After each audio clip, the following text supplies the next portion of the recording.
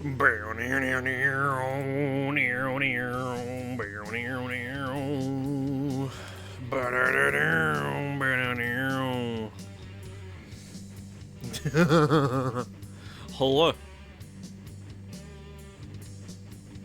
Hello, hello. I'm very excited to read. It's gonna be so fun and cool. The only downside is that people might come in like halfway through being like, what the fuck's happening?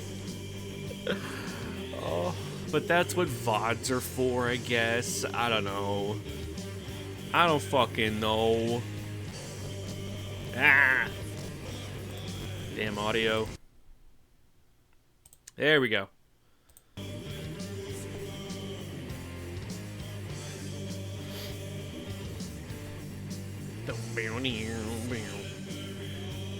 Hope the few people who are watching are doing alright this evening.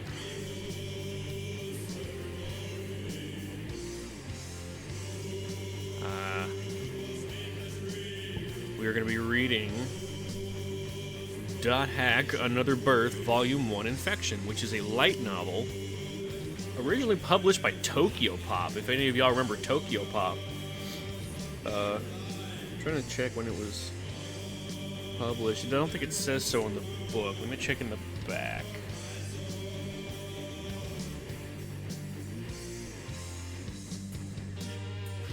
What the fuck? Nick Boy, hello Nasi! Welcome, welcome.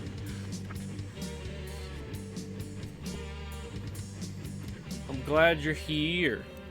Oi, oi, oi, more passion, more passion, more passion, more energy, more energy, more footwork, more footwork, more footwork, more passion, more energy, more energy. Oi, oi. I was so close. I missed one. Oh, I missed one line from that. That was so good. Okay, so,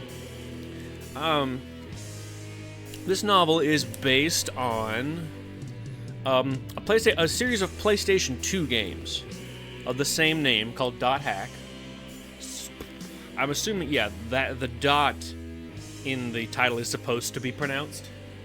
In later, oh, you like those games too? Hell yeah! I love Dot Hack. I have the original 4 on PS2. I'm gonna play them one day. One day on stream, I'm gonna play through all of them. I fucking love Dot Hack so much. Yeah. I also have the Dot Hack Sign anime, but this light novel, Another Birth, actually retells the story of the original 4 games, the original 4-part games, but it reminded me of Evangelion. Yeah, the art style did kind of look a bit Evangelion. Yeah, I will agree to that. But yeah, this light novel series tells the entire story of the original games from the perspective of Black Rose, and it even includes her life outside of the game, which I thought was like a super cool thing that they did.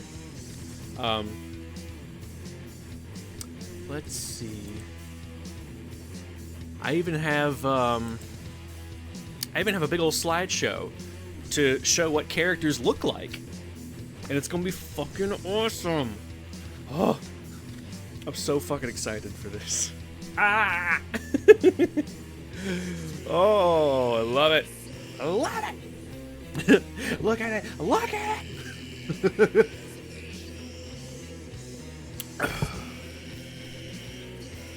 I've got me some spiced chai this evening. I was gonna put milk in it, but I forgot. But I mean, even without milk, it's delicious. Good stuff. Perfect for reading a book with, eh?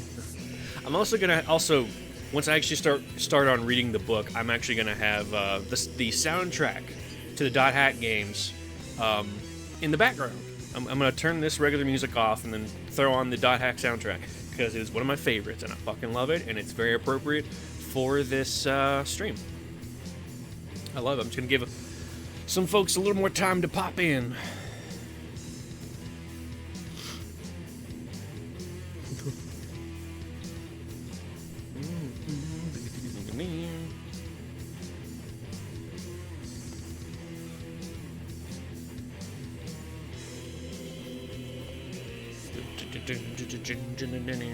What we're listening to right now is an independent metal band called Morning Mist. Morning spelled M-O-U-R-N, as in to mourn the dead. And the song is Ancient Ruins. For you, I appreciate it, Nosy. Thank you for the peepo heart.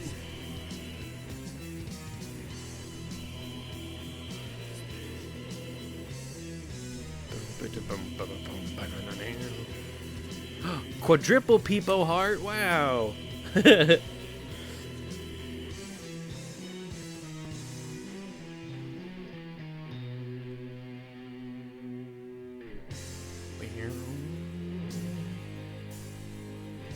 They get pretty doom metal. I love it. The slow pace. Dang. Well, now it's sludge metal because it's even slower.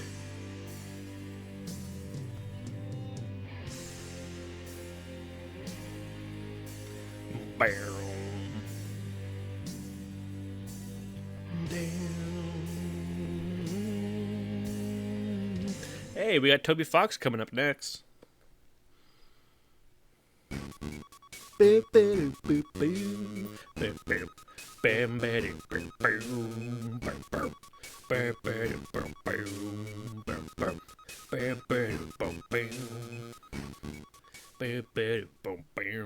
One of these days soon, I'm gonna do my my next karaoke stream, Nosy.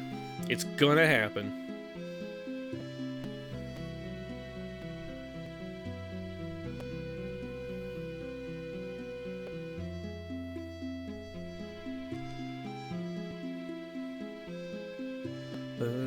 Oh, this is from Final Fantasy II. Which I played a little bit of, but I really did not like it. The gameplay was not my thing.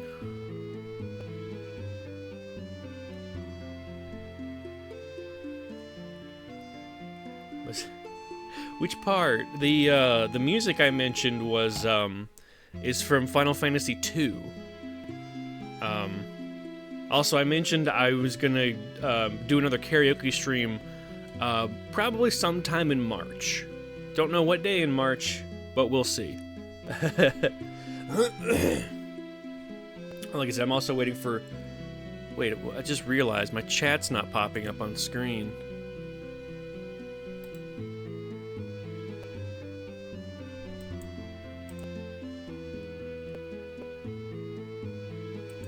Why?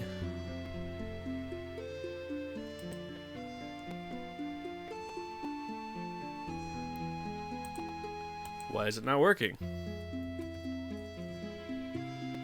There it goes. Okay, thank God. Just had to refresh it. Thank God for my reefer, man. I just remembered that really dumb video where this guy's crying over like how good his weed is. It's it's so funny. Thank God for my reefer, man. Yeah, there it goes. The quadruple peepos on screen. Now the VOD watchers will understand. That is what the parasites will never understand.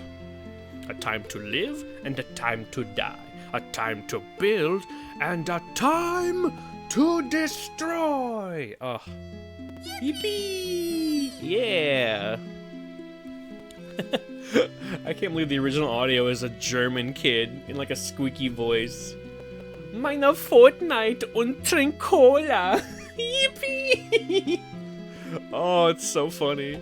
Shy Lily, who is German, repeated like that meme, and it was so funny. Yippee! Yippee! That's about as high as I can go with that. I appreciate that. Thank you, Nalsi. Alright, might as well get into it, and I can update people later as we go. So, we're pausing that, closing out of Spotify altogether.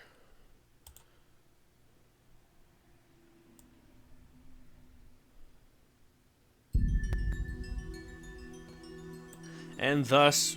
Oh, wait. Almost forgot one of the most important parts. Let me know how the music is, by the way. This is our main character and her brother's hamster, I think. It doesn't look like a hamster. It looks really big for a hamster. But yes, that's our main character outside of the game.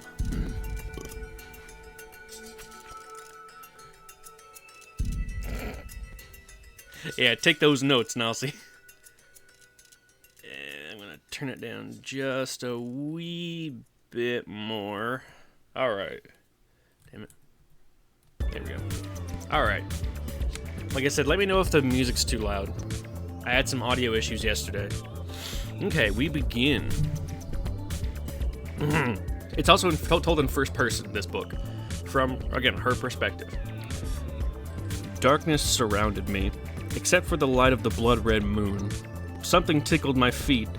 I looked down to see crimson rose petals. Suddenly, the floral scent strangled me. I struggled to move, to breathe, to escape. I was alone in the wilderness. Then I saw her. She stood on a distant hillside, her silhouette outlined by the eerie moonlight. I moved toward her, but my body felt sluggish, weighed down. Still, I dragged my feet forward. Step by step, inch by miserable inch. I had to talk to her. I drew closer. I could see her hair swaying in the wind. She stood with her back to me. Slowly, her details were revealed in the crimson moonlight. She wore an evening dress made of silk, but it was tattered and torn. Her arms and legs were covered with wounds. Even so, she was still really beautiful. I finally stood close enough to touch her. I extended my hand to tap her shoulder, but as I did, a sudden gust of wind scattered a tornado of rose petals through the air. She slowly turned toward me. Blood-streaked tears ran down her face. I tried to speak, to scream, but no sound escaped my throat, as I found myself staring at my own frightening mirror image. I woke, shaking, my throat dry. I had fallen asleep in the chair next to my brother. Fumikazu lay in the hospital bed. Tubes flowed in and out of every appendage. The only sound he made came from the respirator and machines that could record his biorhythms. I reached over and held his hand, looking at his closed eyelids. I couldn't help but ask, "What happened, little brother? How long are you going to sleep like this?" I first had the dream after Fumikazu collapsed. Now the nightmare came reality. Yep, that's how that's worded. I felt a tear run down my cheek. I turned away from my brother's blank face and stood to leave. On the bus ride home from the hospital, I looked. Baby, I listen. I clean my kitchen. Don't stop. Okay. I turned away from my brother's blank face and stood to leave. On the bus ride home from the hospital, I looked out the window, staring at the setting sun. I wondered if Fumikazu would ever again witness such beauty. I was glad that I'd been able to visit him there in the hospital to give him what support I could. My afternoons were usually taken up by tennis practice, but the team had taken the day off, so I jumped on the bus to see Fumikazu before visiting hours ended. Come to think of it, the last time I didn't have tennis practice was the day this all began. She thinks, in italics. As soon as I'd walked through the front door that day, I could hear Kota calling our mom from the living room. "Mama, let's play!" I found Kota tugging at the hem of Mom's pants while she took a phone call. I ran over to help. "Kota, leave Mom alone while she talks. Why don't you play with me?" I squatted down next to him. That's her younger brother. "You want to draw?" he asked. "Let's play a game." I had zero artistic talent and hated drawing more than anything. "Let's draw. I want to draw something," he insisted. "Okay," I sighed. "Go get some paper and crayons." While he reached for the drawer with the materials, my mom hung up the phone. "Thanks, Akira. I can take over." She turned to my little brother. "Cole, you want to draw with Mommy?" Kota clung to my leg. "I'll draw with her." "I'll draw with her." I think that's the little brother talking. "Come now, Cole. Your sister just got home from school. She needs to change her clothes." Kota nodded. "We'll play after I've changed, okay?" He reluctantly agreed, and I headed for the stairs. When you're done, ask Fumikazu to calm down, okay? Mom asked. I quickly changed and knocked on Fumikazu's door. He didn't answer, so I walked in. He sat in front of his PC with his goggles on. My little brother loved online games. Lately, he'd been obsessed with something called The World. And also, for a bit of context, this game takes place in the late 2010s, so like before the 2020s. So this was meant to be a period piece before our time had come, before reality had caught up with it. Kind of like 2015 in Back to the Future 2. But yeah, something called The World. Capital T, capital W. Is that all you ever do? Play video games? I shouted so he could hear me. Fumikazu turned from the screen and raised the goggles over his head. It's loads of fun, you should try it. You know I hate role-playing games. I'd tried a few before, but kept giving up after getting stymied by some mystery or other. I don't remember what stymied means. But this one's different from regular RPGs, he protested. You get to interact with different party members from all over the globe. The world may be virtual, but those people are real. I sighed. Right, and you get to hunt evil monsters and slay dragons and everyone's a hero, right? It's so silly. No, you don't get it. There are only two heroes, the descendants of Fianna. They're the only ones who managed to clear the one sin event. Whose descendants? I didn't understand a thing he said. He might as well have been speaking a different language. Fumikazu must have picked up on the skepticism since he turned to his controller and muttered, "Well, you'd have fun if you tried it." What he'd said did start ringing a few bells. My school friends had been talking about the world lately. Something about someone or other's descendants and fighting with waves and swords. Since I wasn't into it, though, I hadn't paid much attention when they got on that topic. Hey, come here. Fumikazu beckoned me to his monitor. Also, I just realized I messed up earlier in the family lineage. She has two younger brothers. Fumikazu's the one in the hospital, and the younger brother is like the little toddler baby boy. Let me just show you something. I can't see a thing, I told him. Oh, let me switch off my FMD. My fucker mother diagnostic. No, okay, kid. Your what? The FMD, the face mount display. That's actually a much cooler way to like call it what it is, which is a VR headset.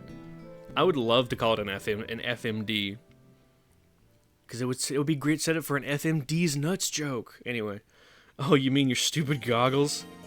Once he made the switch, I saw a menu appear on the screen. In the topmost window was the Delta symbol, followed by 3 words, Lonely Corrupt Spiral. What's that? I asked. That's where I go when I enter a gate on the Delta server. Here, I'll let you choose my next destination. You have to fill in the words for the 3 choices. Just any random words? No. He looked annoyed. They have to be listed in these menus. This is actually one thing I love about the games, is that what he's talking about here is actually in the games themselves, and you can put together any string of words, and it'll come up with a world for you, and it's so fucking cool. He clicked one and a long list of choices scrolled down. There's 3 parts, A, B, and C, right? Okay, I nodded. Choose one of these words for my first coordinate. Fumikazu deleted the 3 previous words and highlighted the choices for part A. I can choose any of these words? Right. When you put in all 3 coordinates, it warps you to the corresponding field. I didn't really see the point, but picking 3 things from a list was easy enough. I leaned in closer to the monitor and noticed that in the background a boy was wearing a white cape. Was that Fumikazu's character? He looked so much like the real Fumikazu, I couldn't help but laugh. What are you laughing at? You doofus, I pointed to the character on the display. He's an accomplished wave master. Wave Master? What's that? Fumikazu... Blah, blah, blah, blah. Fumikazu looked at me as if I were an idiot. It's someone who uses magic, like a wizard. But in here, they're called Wave Masters. Like the anime Wave... No, that's Rave Master, not Wave Master. Wave Master sounds... Wave Master sounds wussy. Maybe to you. I'd never be a wuss like that. Shut up. Is that why you want me to play, so you can cast spells on me like to make me do your homework? I jabbed him in the side. What the fuck? Stop it. I just think you'd have fun. Not as a goofy Wave Master, though. No, I think you'd make a good heavy blade. They're warriors, sis. Not interested, I shrugged. Why not? I think you'd be cool chopping off monsters' heads with a big sword. Yeah, sure. I returned to the menu he'd opened and pointed to one of the words, hidden. He clicked on it and the second menu dropped down. Nah.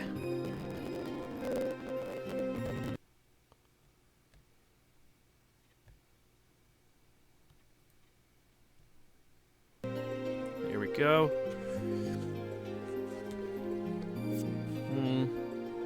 Where are you? He clicked on it and the second menu dropped down. Okay, choose another. What's next? He asked. Fumikazu scrolled slowly down the list of choices. Unlike the first menu, some of the choices had more than one word, but this added a bit of variety. This added bit of variety, didn't stop me from beginning to get bored. I selected the next one at random. How about forbidden? Hidden forbidden. Sounds promising. He smiled, then he clicked open the C groups menu. I knew which choice I wanted as soon as I saw it. How about Holy Ground for the last one? Perfect. Hidden forbidden Holy Ground. Looking back on that moment, this was the fateful turning point. If only there were some way I could have known the devastating consequences of my choices would soon yield. But at the time, we were both equally ignorant. That sounds great, Fumikazu said. I bet there are lots of monsters to kill there. I remembered Mom waiting for us downstairs. Mom's gonna kill you if you don't move your butt for dinner. Okay, I'll be down in a minute. The monitor went blank as he drew his goggles, or FMD or whatever the thing's called, back over his eyes. I shook my head and went downstairs thinking of the crazy words I had chosen. Hidden, forbidden, holy ground. I hated to admit it, but they did sound kinda cool. Hell yeah, they are.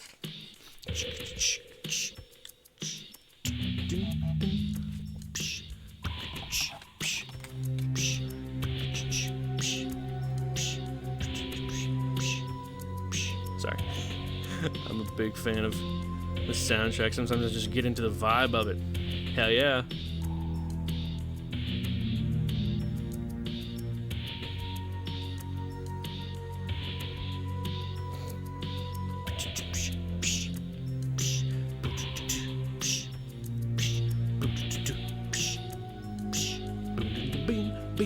Alright, sorry.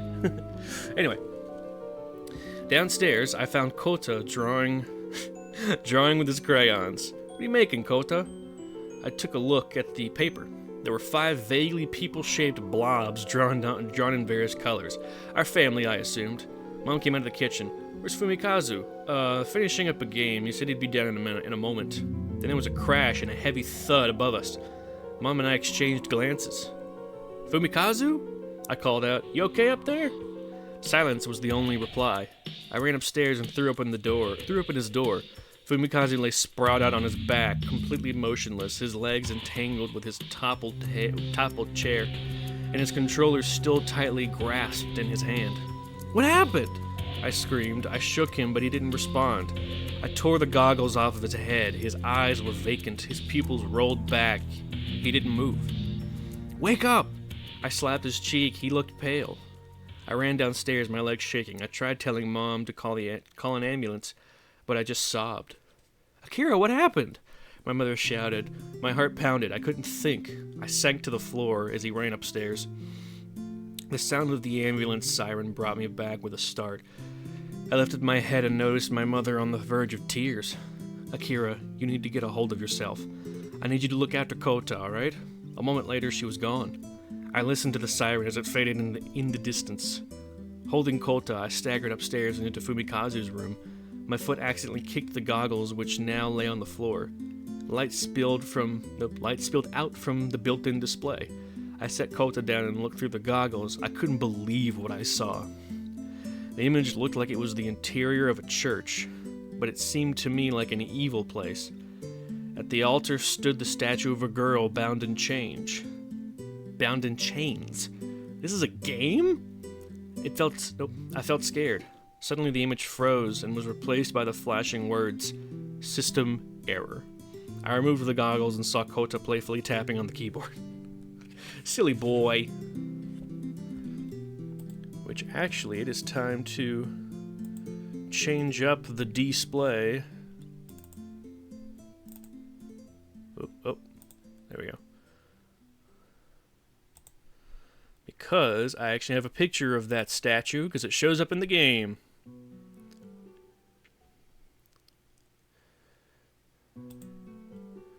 Voila! This is Hidden Forbidden Holy Ground. The chapel. Church in Hidden Forbidden Holy Ground.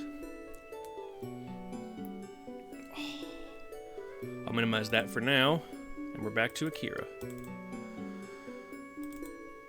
Oh, come on. Oh, there we go. Right here. There we go. Okay. I'm sorry, Kota apologized. It's okay. I hugged him tightly.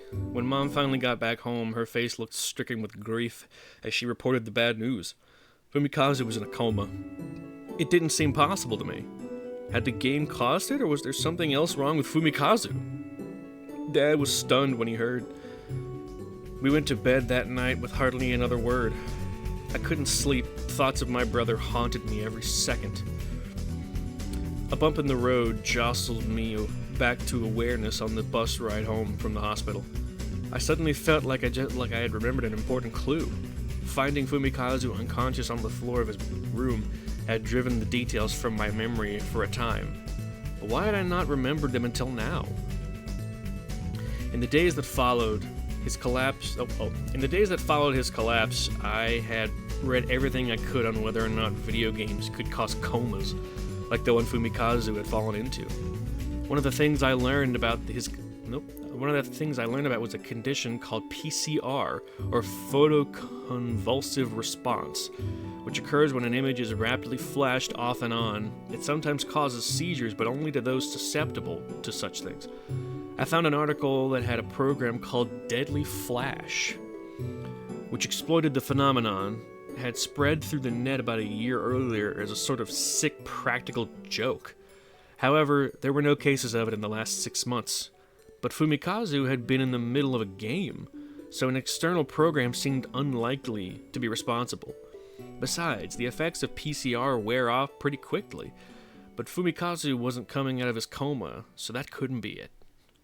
But now, as I thought back on those words I had chosen from the game's menus, Hidden Forbidden Holy Ground, I couldn't escape the feeling that somehow the game, or rather I, since I had chosen the words, had been responsible for putting him into his coma.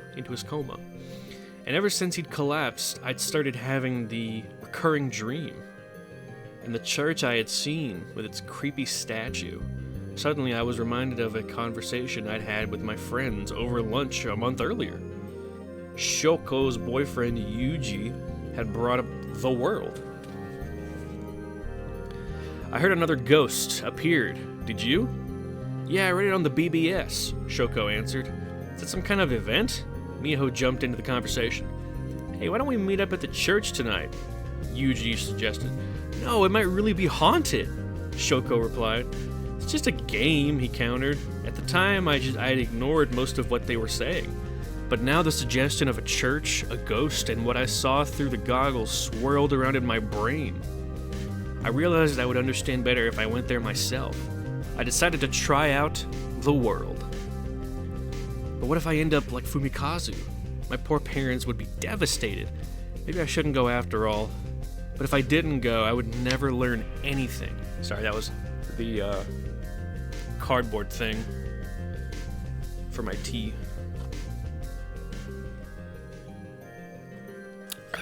I haven't read this book in quite a while, so it's nice to remind myself of it. Would any of this have happened if I hadn't chosen those words? If he fell into a coma because of something I did, then it was my responsibility to do whatever I could to help him. When I finally made it home, I went to my room and sat in front of my computer. I logged on and registered a new account. Determined to create my own character, I recalled Fumikazu telling me I would make a good heavy blade, so I chose that as my class. Next, I was asked to allocate points among physical and magical offense and defense. Since just swinging a big sword around is all about physical power, I put most of the points into physical offense. Finally, I was asked to create a character name. She was a girl, so I first thought it would be something graceful, then I thought of Fumikazu, lying there in his hospital bed, and of how little brothers should be able to depend on their big sisters to protect them. And then the dream I kept having again came to mind. How my other self always wore a jet black evening gown surrounded by rose petals. The way she stood there, strong and beautiful, though covered with wounds, resonated with me. I was hurting for my brother's sake, but I wanted to be strong and mature despite my pain and the darkness that seemed to be closing in around me. I made up my mind and typed in the name, and in that instant, Black Rose took her first steps upon the surface of the world. And we have that right here. That is Black Rose in game. Nope, that's not yet. That's Black Rose in game. Second chapter is called Encounter Attack.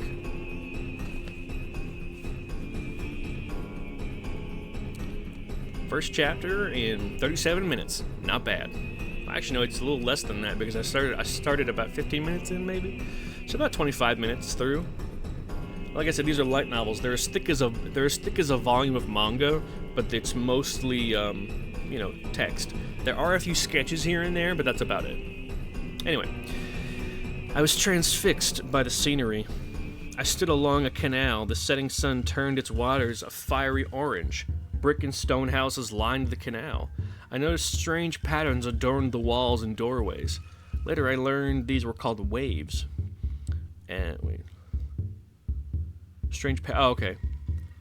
Called waves and represented various elements of power, such as earth, wind, and fire.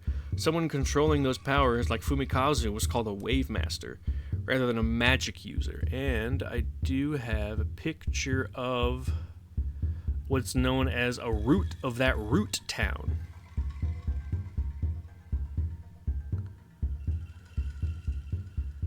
Well, I thought it'd be bigger than this, but it looks like this. And I actually have quite a few different versions, and that's it from the game. There's a bridge with a canal going through and ribbons everywhere. That's not right. But yes, these are the symbols that she's referring to, the waves. And the wave masters are people who master the waves, but they don't surf. Next to me revolved what was called a Chaos Gate, and I forgot to get a picture of that Chaos Gate. The method of transportation in and out of the field or the other towns. It shimmered with a golden hue around me. Nope, golden hue period. Around me, avatars talked animatedly. I could see all kinds of other characters as they hurried past. A big suit, green armor loomed before me. I barely had time to look up at the heavy axeman when he passed right through me and disappeared into the Chaos Gate. Characters couldn't bump into each other, but this ghostly passing felt creepy. I decided that I would move away from the gate. Right. But it wasn't as easy as I thought. It had been years since I held a video game controller. The landscape swirling around me was a dizzying blur. I couldn't get anywhere unless I learned how to move. Nearby players stared. One of them approached. "Are you a newbie?" I tried turning in his direction and eventually managed to see who it was. The heavy blade standing before me laughed and beckoned the blade master beside him. "I'm Nova, and this is Chimney. Did you just start playing today? Yeah, a few minutes ago. Silence. It looked like the two of them were talking to each other, but I couldn't hear anything. The quiet made me nervous. I hated these games. Do you understand how to move? Chimney suddenly asked. If you don't, I'll teach you. I forgot to get a picture of Chimney and, where the fuck is it? I just said his name. Nova. Chimney and Nova. I forgot to get a picture of them. I forgot they were in the book. Yeah. Oh well, I'll be alright.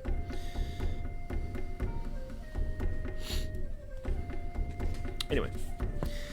Chimney walked around me in a circle. Don't feel nervous. We just want you to get used to the world quickly so you can enjoy it. Nova smiled. They seemed nice, so I decided to take them up on their offer. Yes, please, I replied. I think I can use any help I can get. Then I'll invite you into the party. It would be easy to teach you that way. Shall we exchange member addresses? Member addresses? What was he talking about? I grabbed the instruction book, but suddenly a window appeared on my screen. Nova wishes to form a party.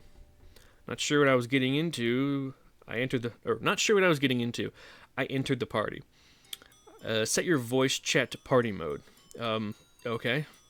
They taught me the different kinds of chats, including how you could talk to just the people in your party, secretly talk to one other person, or talk to everyone around you at once, which was the default.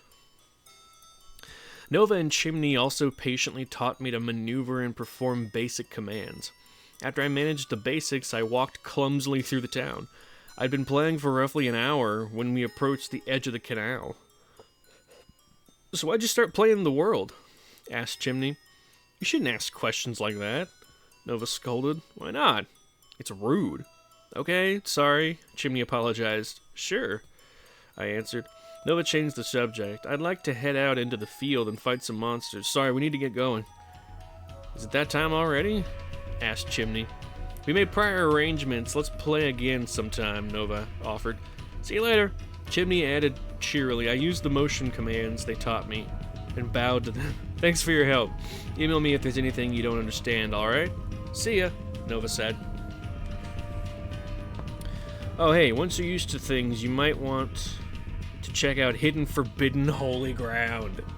I forgot he just brings it up out of fucking nowhere. How does he know about that place? There's nothing in that field. No monsters show up, so it's safe. Oh, is it? Chimney added. They waved and left. Their status icons disappeared from the display.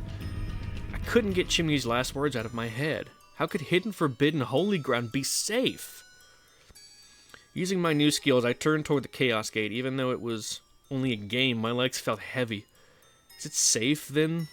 Is it safe? Then what happened to Fumikazu? I had a feeling there was some unseen evil lurking there. In any case, all I could do was go there myself. Nothing would be accomplished if I didn't. It was just a game, right? I kept telling myself that there was nothing to be afraid of, but Kota's crying brought me back to the real world. I took off the goggles and turned just as Kota ran into the room. I caught hold of him. What's the matter? Tears stained his cheeks. Mommy's scary. I want to stay with you. I'm busy right now. Playing games. Hold on, I got an itch. Oh, there it is. Oh. I hate having an itchy foot because you have to lean down from your chair. Okay, there we go. Whew. Okay. I'm busy right now. Akira, would you mind... That's right, her name's Akira. Akira, would you mind taking care of Kota? Mom's voice floated up from downstairs. She sounded weak and shaky. Ever since my brother's collapse, she had trouble dealing with the rest of the family, especially the needs of a 5-year-old. Akira, did you hear me? Okay, Mom. How could I refuse? I logged out and carried Kota downstairs. He stayed by my side all night until we finally fell asleep on the couch watching videos. That sounds adorable, not gonna lie. Bow, bow, bow, bow, bow. Itchy foot.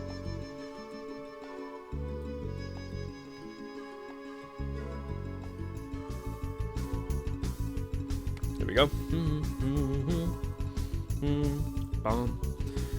The dream again. I found myself wandering through the same savage wilderness, headed toward the same distant figure. Again, I dragged my heavy feet until I reached her. Once more, I extended my hand, but this time the petals didn't swirl up in a whirlwind. This time she spoke. Welcome. She slowly turned. She held a massive golden sword. She turned its hilt to me and held it out. What's this? It was the first time I'd ever spoken in a dream. Spoken in a dream. Don't, she began, but the rest of her words were too quiet for me to make out. A soft breeze swayed the hem of her torn dress. I took the hilt in my hand and she released it into my grasp. The sword was so heavy that I had to grab it with both hands. Then she smiled at me, and the familiar gust of wind picked up the rose petals. Within the dancing petals, so thick they almost blocked my view. Her smile stayed fixed on me until I spoke. She was wounded, all alone in the dark, and still didn't know why. And I still didn't know why. But perhaps, I thought, her courageous resolve in this strange place actually represents the kind of person I want to be. If that's the case, how could I be like her, braving the darkness without hesitation? But the next day, my resolve had abandoned me. Despite my desire to go directly to the field, I was scared. Black Rose wandered in circles around the Chaos Gate. As I just sat there and sighed. I must have looked completely insane. A short twin blade wearing bright green clothing and a large hat covered his blue hair stepped through the gate. Noticing that I was looking him over, he eyed me back for a moment and then said, "What? What is it? You got something to say?" "No," I said, surprised. The twin blade backed off. "Oh, I get it. You're a newbie, aren't you? I might have guessed.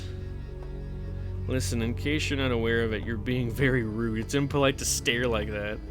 You have to understand it's the same as the real world. Don't stare."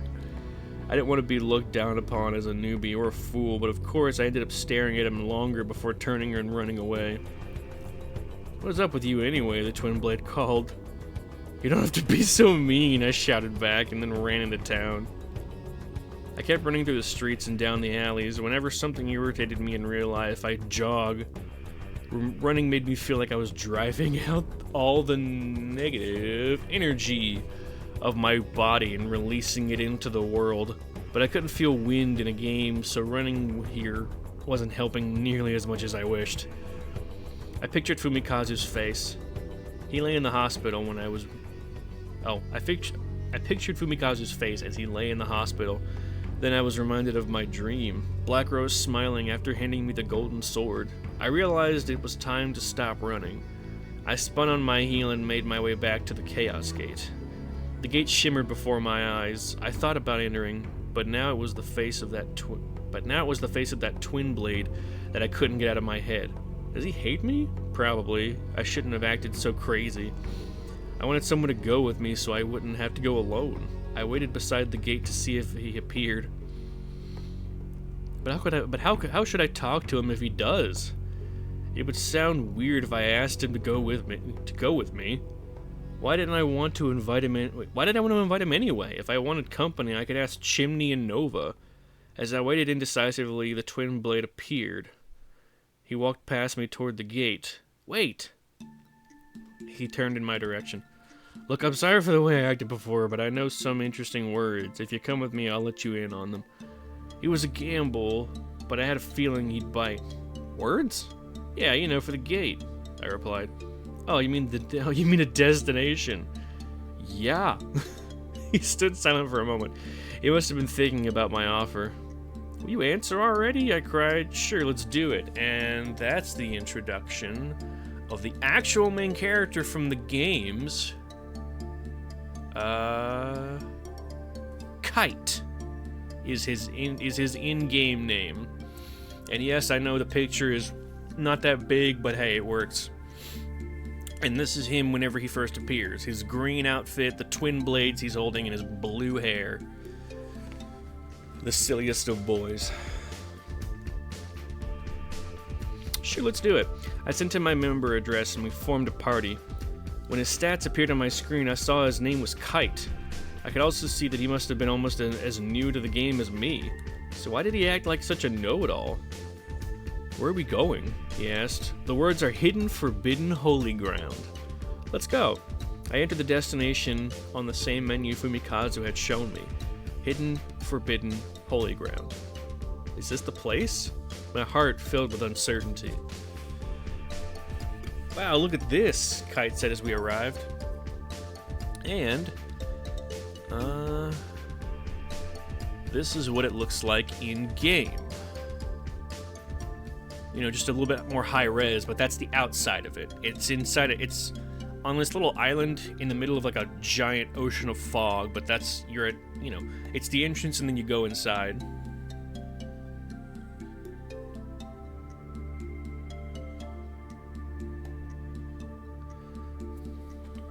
Wow, look at this, he said as we arrived. A large stone building towered before us. Surrounding it was a patchy bank of clouds.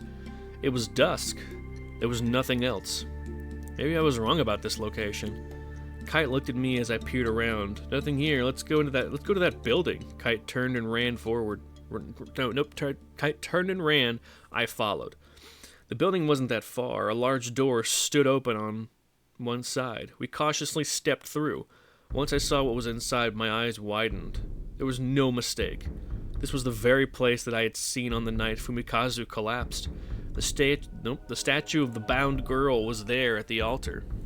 And that's the best picture of the inside of the church that I could find. Ignore this person. They are not involved with this story. But there's the cathedral, and there, you know, and at the center is the chained up girl.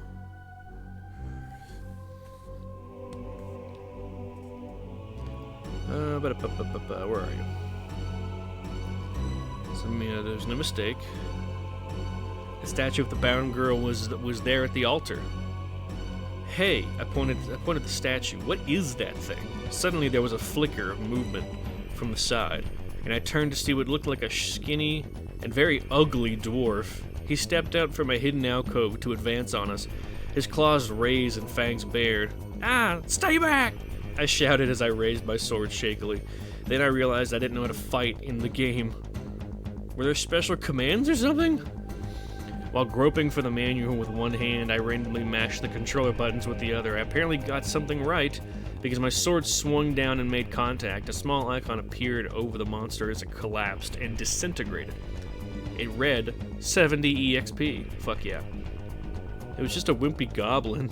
Kite gestured with one of his twin blades at the space the monster had occupied. You didn't even need my help, did you? Yeah, I handled it. I doubt Kite bought my tough act, but he just turned and walked toward the statue. I followed closely behind, my heart pounding as he examined the artwork carefully. The statue girl had 8 chains binding her, one on each of her wrists, elbows, and knees, as well as around her hips and neck. It kind of looks like it's around her neck. A little bit. 1, 2, 3, 4, 5, 6, 7. Yep, there's 8 chains, though. There's a neck. It didn't look to me like she was... It didn't look to me like she was enshrined here in this church. She was imprisoned. She looks so sad, I muttered. Kite leaned forward to look at something engraved on the statue's pedestal. What's it say? I asked. Scaith Innis Magus. I can't read anything after that. The inscription's faded. What do you think it means? Are those some kind of names? Sounds like it. That was just me, ad-libbing. Kite just shrugged and frowned at the faint letters. I waited in silence while he continued to study the inscription. I thought about this stranger who had agreed to come here with me. I wondered who he was in real life. Either way, I had the impression that he was a good guy. I wondered if I should tell him the real reason I came here. Fumikazu. Should I? I decided I could at least try. You're nicer than I thought. I mean, you didn't get too mad at me after we first met, and you agreed to come here when you knew I was new to the game. But the real reason The door opened behind us. We both turned in surprise. Hey, what are you doing? Demanded the Blade Master. Oh, okay. He strode past the threshold. Unlike any character I'd seen before, a pair of gorgeous white wings extended from his blue and silver armor. I know exactly who this is. Where is he? There he is. It's Balmung with his wings and his wangs or whatever. You know what I mean. No, go up. No, dig up, stupid.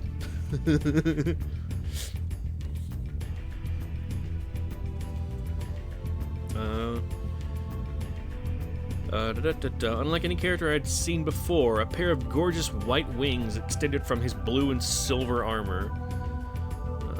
Silver hair framed his angry face as he stared us down. I wanted to say it was none of his business, but he looked mad enough to kill me. What about you, huh? Kite defended. There's no time to explain. It's too dangerous here. The knight shouted. What?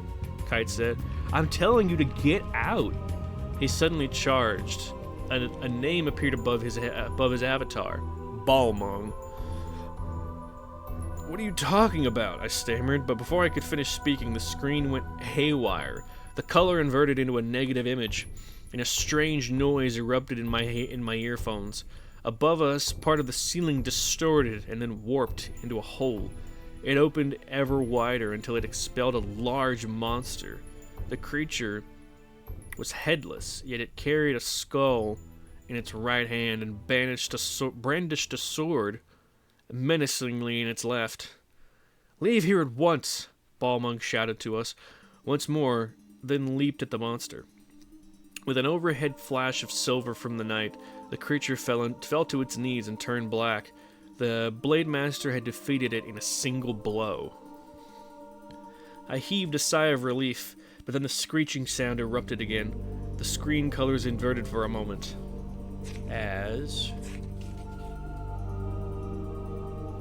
Wow, there's a cool sketch in here. I wish I could show you. Sorry.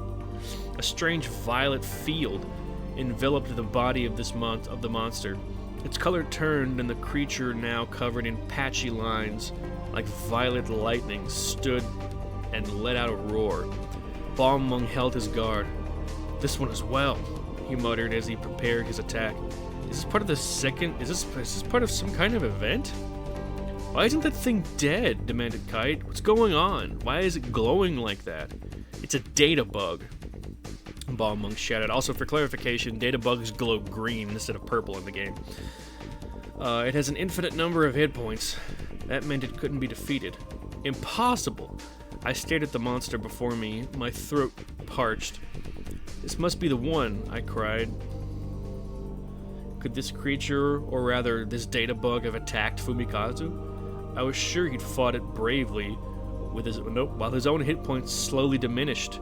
If that was true, then it was my fault. I chose his destination. I brought him here. A wash of emotions ran over me. Regret, anger, grief, despair. I brandished my sword. I'll kill you! I cried as I charged. Balmung shouted behind me, but I couldn't hear what he said. I slashed at the monster. I knew I couldn't defeat it, but my rage had overtaken me. Didn't you hear me? Balmung appeared by my side, continuing his attack. His voice sounded bitter. He knew it was impossible to win. I can't run away. I slashed the monster again and again, to no avail. Fumikazu! I shouted his name like a war cry. I'm not going to do that. I'm too close to the microphone. No, you know what? I can do it like this. Fumikazu! Suddenly, a dazzling light speared the monster from somewhere behind me. The creature took a direct hit, and the patchy lines of lightning vanished. Balmung slashed again, and it collapsed to the ground, dead. This time it disappeared like all defeated monsters should. But how? Balmung stammered, confused. I suddenly felt weak and tired. The strength drained from my own tense body. I sank back into my chair. Balmung turned toward Kite. Now I understand, he declared coldly. Look at you. You're just as bad as the virus that caused this. To think that I was saved by you. What is he talking? What is he talking about? No, it's not me. I mean, I don't even know. Kite tried to explain. Do not lie to me. Balmung stood directly before Kite. I couldn't understand why he was so angry. What's going on? I shouted. Recently, many places in the world have been damaged by a strange virus. Anyone spreading the virus shall receive no mercy, Balmung cried out in anger. I did not expect to find the one responsible so soon. Even though he's not responsible. But I didn't do anything, Kite bleated. Balmung raised his sword. How could Kite be responsible? It doesn't make sense. But he somehow managed to defeat the monster with one magical strike. What did he do? Defend yourself, demanded Balmung. I won't. There's no reason to fight. I've got a damn good reason. Draw. The larger Blade Master advanced. I don't want to fight, Kite insisted. I was furious. What's the matter with you? I yelled at Balmung. That's hardly the way to talk to someone who just saved your life. I charged toward him. He dodged me with a quick sidestep. The three of us faced each other down. Finally, Balmung drew back a pace and sheathed his sword. I still don't trust you, he said, glaring at each of us in turn. I just require the time to think this through. He turned and walked toward the door. But if I find out that you are indeed in league with the hackers... Oh. It's ad break time.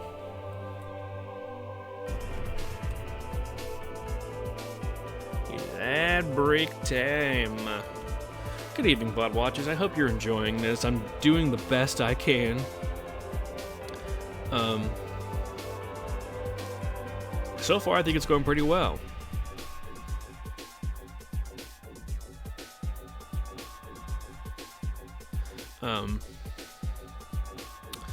The soundtrack for Dot Hack is only about 2 hours or so, but I have a few more soundtracks in the playlist, so it'll be a little better. And I'm probably going to play the same ones next time as well. But next week we'll be looking at cut content. Still, so far it's really cool being able to reading this again.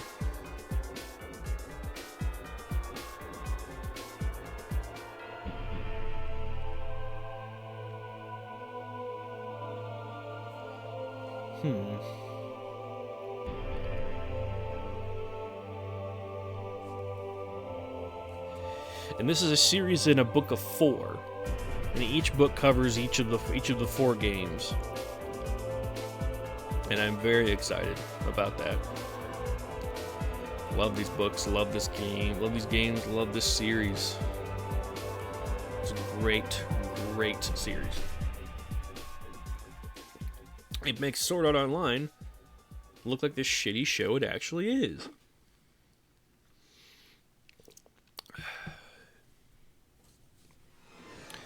And I love that, because I hate Sword Art Online. It is not my thing.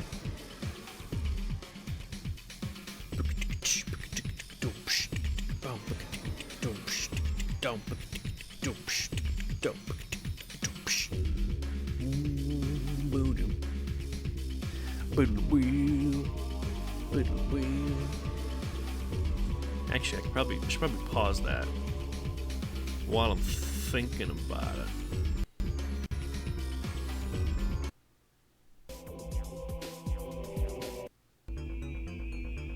There we go. Paused it, so we'll be good to go.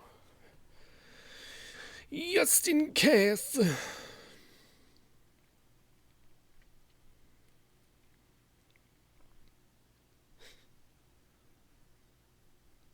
Boom. Brown.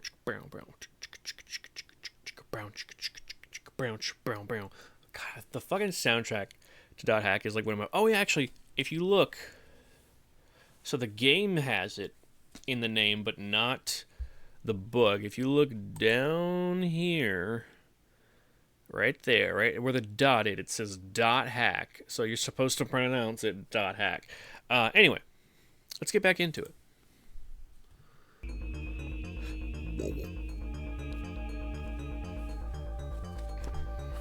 and just in case, Balmung accused Kite of being the one who's spreading the virus.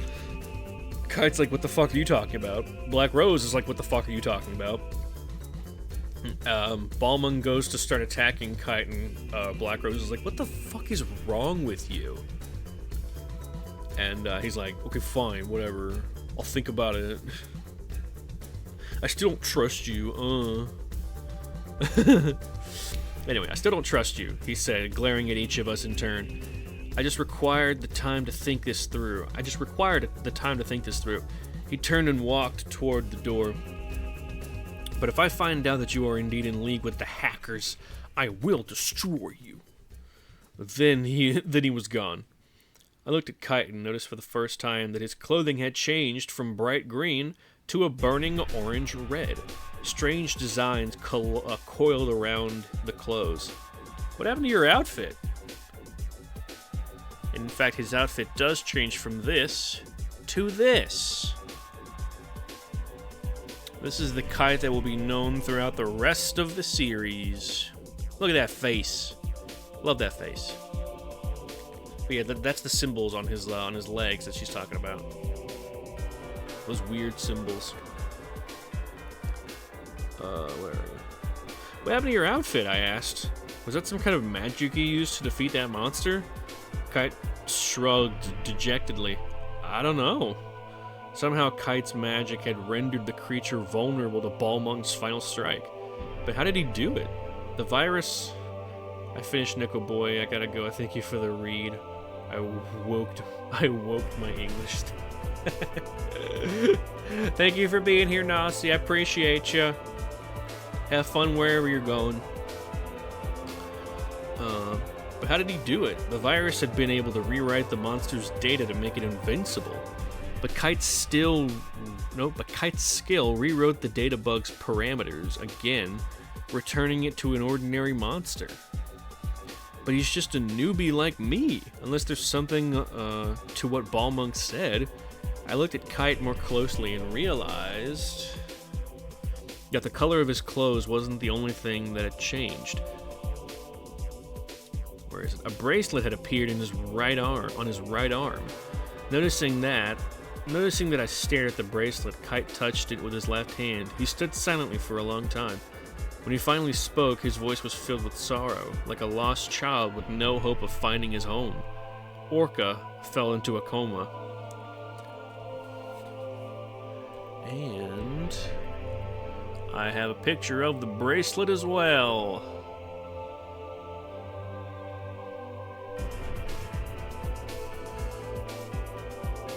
That's what the bracelet looks like. It even looks like this in-game and in the anime, so it's accurate. But yeah, that's what the bracelet looks like. It widens and and opens up into like a cool portal thing. Whenever she starts to describe it, I have another picture for it. Anyway, boink. And a boink. Noticing that I started Orca fell into a coma. I almost dropped the controller. A coma? My heartbeat thundered furiously in my ears. Ahoy! Hello, Loader! You're just in time. I think I'm almost done with the second chapter of .hack Another Birth. I'm about 3 pages from the end of the second chapter. We are a girl named Akira in the real world, but in the game she's known as Black Rose, and her brother was put into a coma somehow via an MMO known as The World. I don't know how familiar you are with the .hack series, but this book essentially is the story from the games, just told from her perspective. Normally, the game is from this guy's perspective, Kite, and they have just entered a church that looks like this, real ominous and spoopy, and they encountered, unintentionally, because there's not supposed to be any monsters in this world, a giant monster that has infinite health, and a jerkwad named Balmung saved them, kind of. but he tried to save them, but the monster had infinite health, and just when they were about to go down, Kite suddenly, somehow, managed to make the monster vulnerable again, allowing Balmung to kill it in one strike. And, originally, Kite's outfit looked like this. It was just green, nothing crazy, and then suddenly, he looks like this. And, then Black Rose notices, something on his arm. And it looks like this. And Kite has no clue what the fuck is happening. He's just as confused as Black Rose is. And Kite just admitted that his friend, Orca, fell into a coma just like Black Rose's younger brother did. And she's freaking the fuck out. But anyway, we return. I almost dropped the controller. A coma? My heartbeat thundered furiously in my ears. Kite told me his story. He was a newbie, at his level, as his level indicated. He'd just started playing the game after being invited by his friend Orca. It seems Orca had garnered quite a reputation in the world as a blade master. Monster with infinite health sounds like someone pirated the game poorly. Right? In the world as a blade master. He was even legendary. He'd promised Kite to show him the ropes, but the first time Kite went with him to the field, they witnessed a girl being chased by a monster unlike anything Orca had ever seen. And by the way, you have these things called root towns, which is essentially the hub, in different servers, which are denoted by Roman letters, I think? Alpha, Lambda, that sort of thing. Delta. This is the Delta server, known as Dunlorieg. And these symbols on the walls here are representative of the elements of the world. And a master, and they're called waves, these elements. And the master of these magics is called a wave master. That was Akira / Black Rose's younger brother's class in this game before he got put into a fucking coma.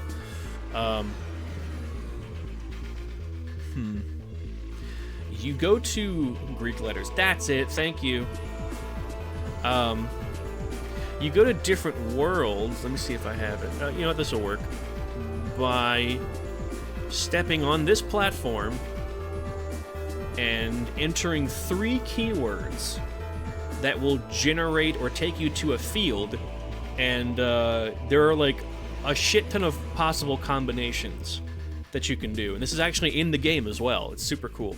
One of the 3-word combinations that Black Rose picked for her brother, because her brother wanted her to play the game.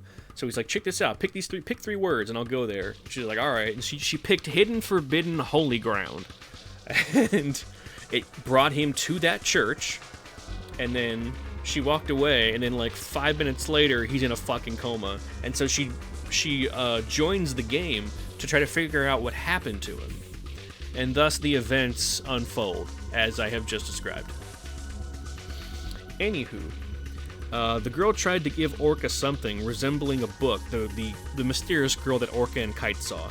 Something resembling a book, but the monster jumped between them and attacked. Eventually, its onslaught was too much for Orca. It killed him.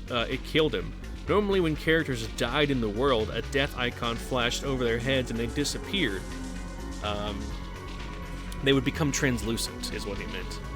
This monster defeated when this monster defeated Orca. Orca was pierced by a mysterious light, and his character data disassembled into pieces. Or at least that's what I understood. Kite's explanation was a little garbled. He was very emotional when he talked about it. Understandable. Also, the music in the background is the soundtrack to Dot Hack. Kite was also nearly killed by the creature, but just before it struck, some kind of staff fell from the sky and warped him to another field. His life had been saved, but he wasn't sure why. Afterward, Kite tried contacting his friend, but he didn't respond. It wasn't until later that he learned that Orca had fallen into a coma. My head swam. My second day of playing, and already I've met someone in the same predicament. Kite continued his story. When Balmung was fighting the data bug monster here, I thought he might end up like Orca did, so I desperately wanted to do something to stop it. Suddenly, it was like I heard a voice. I think it was the girl who we saw being chased, the one who tried to give a book to Orca. I think she somehow gave me the skill that helped us defeat the data bug. So something that was meant for Orca wound up being given to Kite. Right place, wrong time. Or wrong place, right time. Who knows?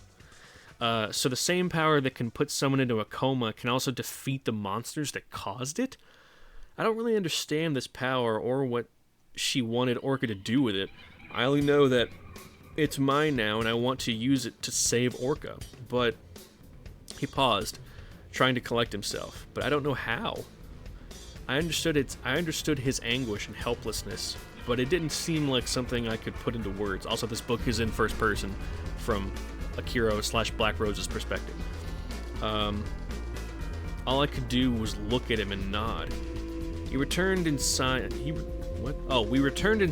to the Delta server, root town Mak'anu, which is the place you're looking at right now. As always, the Chaos Gate was revolving, but the pretty round shape of the gate now looked distorted to me. The world was a beautiful place, but there was darkness lurking in its depths. At least I finally had some clues, but I needed time to absorb everything, so I told Kite I needed sleep, and logged out.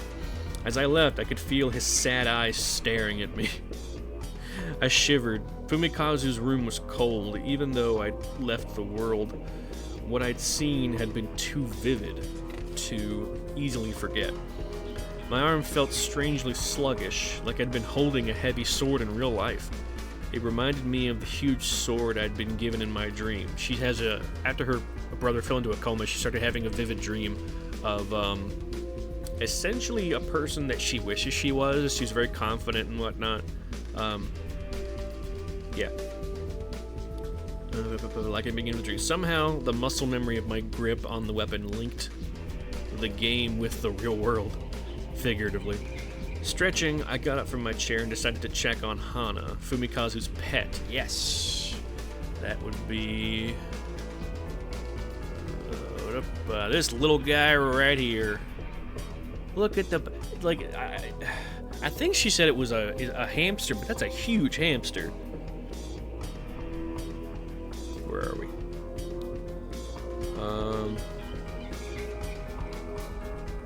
Fumikazu's pet. I quietly entered Fumikazu's room, opening the prairie dog. Oh, it's a prairie dog. What? Why does he have a prairie dog? I took Hana from her cage, then sat down in front of the window. I held her in my lap. There, yeah, right there. A year earlier, there had been a ban on these small animals. There it is, but it was lifted right before my brother decided to buy a pet with his birthday money. I would love a fucking prairie dog. Are you kidding me? I love prairie dogs and meerkats, both. They're adorable. Held her in my lap. A year earlier, there had been a ban. Oh yeah, I already read that. Birthday money. When Fumikazu had first gotten her, I was not amused. She reminded me too much of a big rat. But I'd grown used to the prairie dog, and now I enjoyed these quiet moments, sitting together in the darkness. Her eyelids drooped as I petted her. Hell yeah, brother. What just happened? That was just a game, wasn't it? I mumbled. Hana just chirped at me. I watched the rain slide down the window and wondered if I could continue going to the world. Would I end up like Fumikazu if Kite hadn't used his skill? I could have been lying unconscious right now. I didn't have enough information, nor was I powerful enough. Hana squirmed in my hands. I realized I was holding her too tightly. Sorry, I said, petting her head to make amends. I gazed at our family portrait that sat on top of Fumikazu's desk. Kind Fumikazu. He always believed in everyone. That sometimes got him into trouble, but even if he got tricked, he wouldn't give up on people. I decided that I would believe in Kite. I returned Hana to her cage and fed her. Be sure to eat, I told her. She'd been eating less since Fumikazu's collapse. I went to my room and decided to email Kite. I quickly typed a short message. I don't really understand it, and this is the message. I don't really understand what happened, but I believe your story. I'm very busy with school, but I'd like to help with your quest. Please contact me when you want to continue. And that's actually an email in the game that you read, because you can log out of the game to your desktop and you like check emails and look at the news. There's something really fucking cool about that. I've always liked it. I hit send and then felt a pang of regret. The doubts returned, but then I realized I was just being neurotic. I wished I weren't so scared. I wanted to be strong and courageous like Black Rose, my other self. Oh, my other self who lived in the world. She wouldn't complain no matter what. And now we're on to chapter 3, A Bolt from the Blue. I'm readjusting my posture. Having a sip of tea.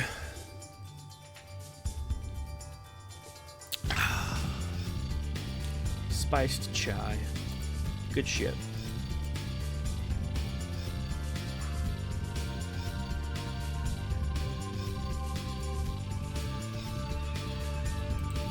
Anyway, I held Fumikazu's delicate hand as I told him about the previous night's adventure. I told him about Orca, so he would know that he wasn't alone and that I was trying to help him any way I could. Sifting through what had happened, I felt like I had made some progress, but I wasn't sure what any of it meant. Everything was still too scattered and it left me feeling confused, and yet I also felt like I was on the right track. It definitely was reassuring to find an ally like Kite, someone who was after the same goal. But if only I'd never suggested those words to Fumikazu. It's my fault you're here, I told my brother. I'm so sorry. I squeezed his hand. Even when I tried not to think about it, my guilt weighed heavily on my mind. When I got home, I fired up my PC right away. The familiar ding signaled a new email. There were 2 messages. One was from CyberConnect Corporation, so I assumed it was registration confirmation or the like, and the other was from Kite. I quickly opened it. Thanks. I hope to see you around again. Short-ass messages. He sounded so indifferent. Maybe I shouldn't have emailed him after all, I thought, but before I could dwell on it, I heard Mom call me downstairs for dinner. We'd been eating late recently because Mom would visit Fumikazu in the hospital. In fact, every aspect of life around the house had changed since Fumikazu's collapse. Gone was the dinner table banter, replaced instead by an awkward adherence to ritual politeness. Kota's complaints about whatever food was yucky instead of yummy was the only attempt at conversation. Ugh, fucking 5-year-olds. In the past, Mom had never allowed the TV on during dinner, but now no one bothered to turn it off. Often the terrible sounds of a sitcom's laugh track were all we had to break the mood, but they usually just made the oppressive silence that much worse. I sat down, my guilt welling up again as I looked at my parents' somber expressions. No one would feel this way if I hadn't chosen that stupid destination, those fateful words, I'm adding this in here, hidden forbidden holy graft. I wasn't hungry, but I knew Mom would yell if I didn't eat. I put the rice bowl in my mouth. What? Oh, okay. I put the rice bowl to my mouth and shoveled it in. Mom gasped, "Akira, stop eating like that." He saw she say something to her. Dad looked at me but remained quiet. I decided to start a conversation to see if I could lighten the mood. They're going to announce who's first string on the tennis team soon. I have to keep my strength up. I rolled up my sleeve and flexed my bicep. That's right. I keep forgetting she's on the fucking tennis team. Dad smiled. You'll knock him dead You'll knock him dead. You've always had good reflexes. Hell yeah, brother. I'm like you, Dad. Good at sports, bad at studying. I forced myself to smile. What do you mean bad at studying? I'm a school teacher, you know, he said, proudly sticking his chest out. Yeah, a gym teacher. Okay, sorry. Kota giggled. Even a gym teacher has to earn a college degree. Do they? Do they really? There's not really that much to teach. When it comes to gym, you just fucking let him play basketball or some shit. I guess to learn about health. I guess to do health classes, but I don't know. Hold on, my phone keeps blowing up.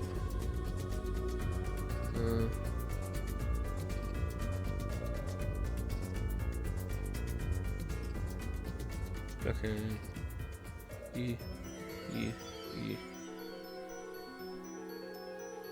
Okay. Okay. Sorry, we're good. Damn, it's only been an hour and 26 minutes. Where are you? Even a gym teacher has to earn a college degree, and you don't get one without studying, Dad reminded me. Yeah, but you hated it, didn't you? Well, see? I said triumphantly, but Dad looked wounded instead of treating it as a plain teasing. He turned back to his food. Wow. Girl cut him deep. The table fell silent. I tried not to let my smile fade, but I had nothing else to say. This sucks. Mom, I have to go potty. Kota tugged at on Mom's sleeve. Okay. Mom and Kota left the dining room. Dad looked over his shoulder as if checking to make sure they were out of earshot, then turned and looked at me. It made me feel nervous for some reason. Yeah, your dad is checking to see if you two are alone. What the fuck? I'd be freaked out too. Akira, he said softly. I'm sorry. Huh? You don't have to force yourself to be cheerful just because you're the big sister. He noticed. I'm not forcing anything, I insisted. He smiled back and we finished eating in silence. When I got up to clear the dishes, I heard him quietly say, your dad has to be stronger too. Oof. Oof, oof, oof. Oof, oof, oof, oof, oof. Okay. I sat in front of the computer, unable to move. I was suddenly afraid to go back to the world. What if I end up what if I end up in a coma just like Fumikazu? My family would no doubt crack under the strain. Feeling paralyzed, I realized a rhyme was there. There was no way I could go into the game today. I returned the controller to the desk, removed the goggles, and stretched out on my bed.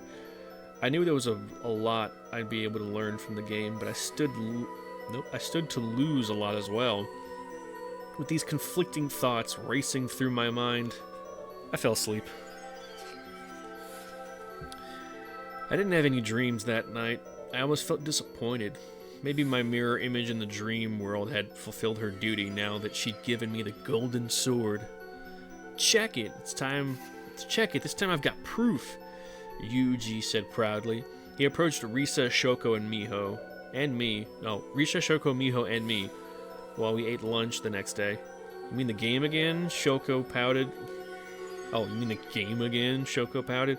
Lately it seemed like all Yuji talked about during lunch was gaming. Listen, babe. Fucking word. I got on the net this morning and read a new thread about ghosts. They swear it's the real thing. Let's go check it out tonight. Ghosts? I had to ask. You know an area where ghosts appear?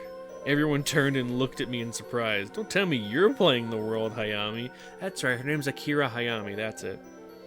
No, I just can't help being a little interested. I mean, I've heard you guys talk about it so much. Of course I've caught on to a few things.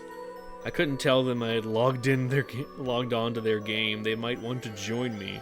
Knowing the dangers I faced and the fact that I was searching for the source of the virus, I couldn't endanger my friends. Besides, they were used to playing for fun. I didn't want to waste time being dragged on silly adventures when I had a real goal to achieve. I ain't got time to play video games. I gotta play video games. Oh, that's actually the noise. That's the noise that that the main characters hear in their headphones whenever the data bug first appears, which was the monster that had infinite health. The staticky like sound. This is actually the opening theme to the game as well. Let's see. Besides, there was just goal to achieve. Yeah, could you see Akira playing games? Miho joked. Not at all. She's just not the type. Though I have to admit, it would be fun to play together, added Shoko. Are you kidding? Riza scolded. You should see Akira in tennis practice. She's totally dedicated to working on her backhand and her serve. She doesn't have time to waste on computer games. In fact, she might even make first string, which I didn't know was a thing in tennis. First string? Risa, I said, I really don't think that's likely. I was glad Risa had bailed me out, but first string? Me? The main character? Surely you jest. Risa was on the team too. We'd been friends since elementary school, and she'd been the one who convinced me to try out for tennis. So she knew, as well as I did, that there were only 5 spots and 8 juniors. There was no way a freshman like me would get picked. I forgot she was a fucking freshman. Good lord. Whoa, don't take me so seriously, Risa backpedaled. It was just a joke. Uh-huh, sure. I sat back. Of course she was kidding. I should have realized it immediately and played along. But to me, it wasn't a joke. I knew there was no chance of me making first string, but in my heart, I really wanted it. Though now, what I wanted most in the world was for Fumikazu to recover.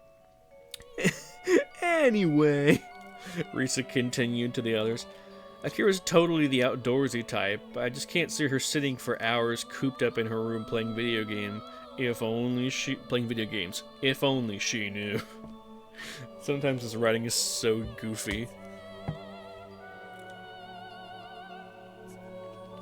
The classic writing trope of like, if only she knew. Granted, this, like I said, this was published by Tokyo Pop. Tokyo Pop published this light novel.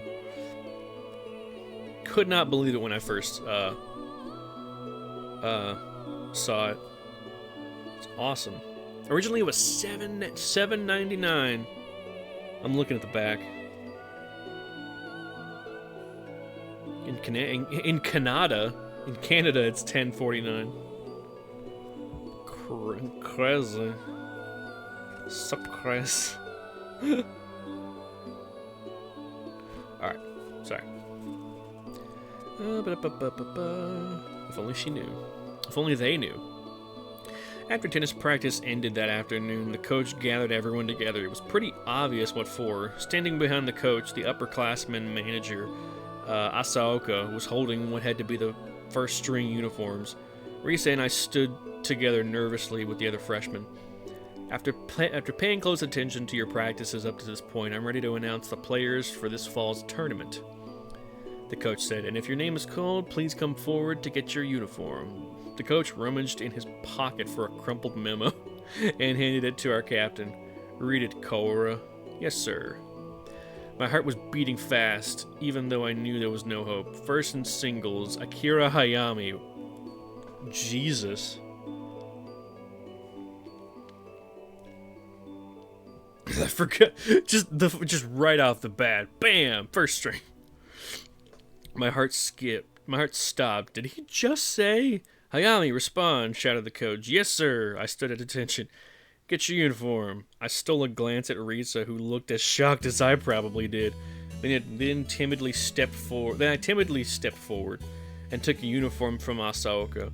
My hands were shaking. The uniform itself was old and nearly threadbare, but I didn't care. I had actually made it.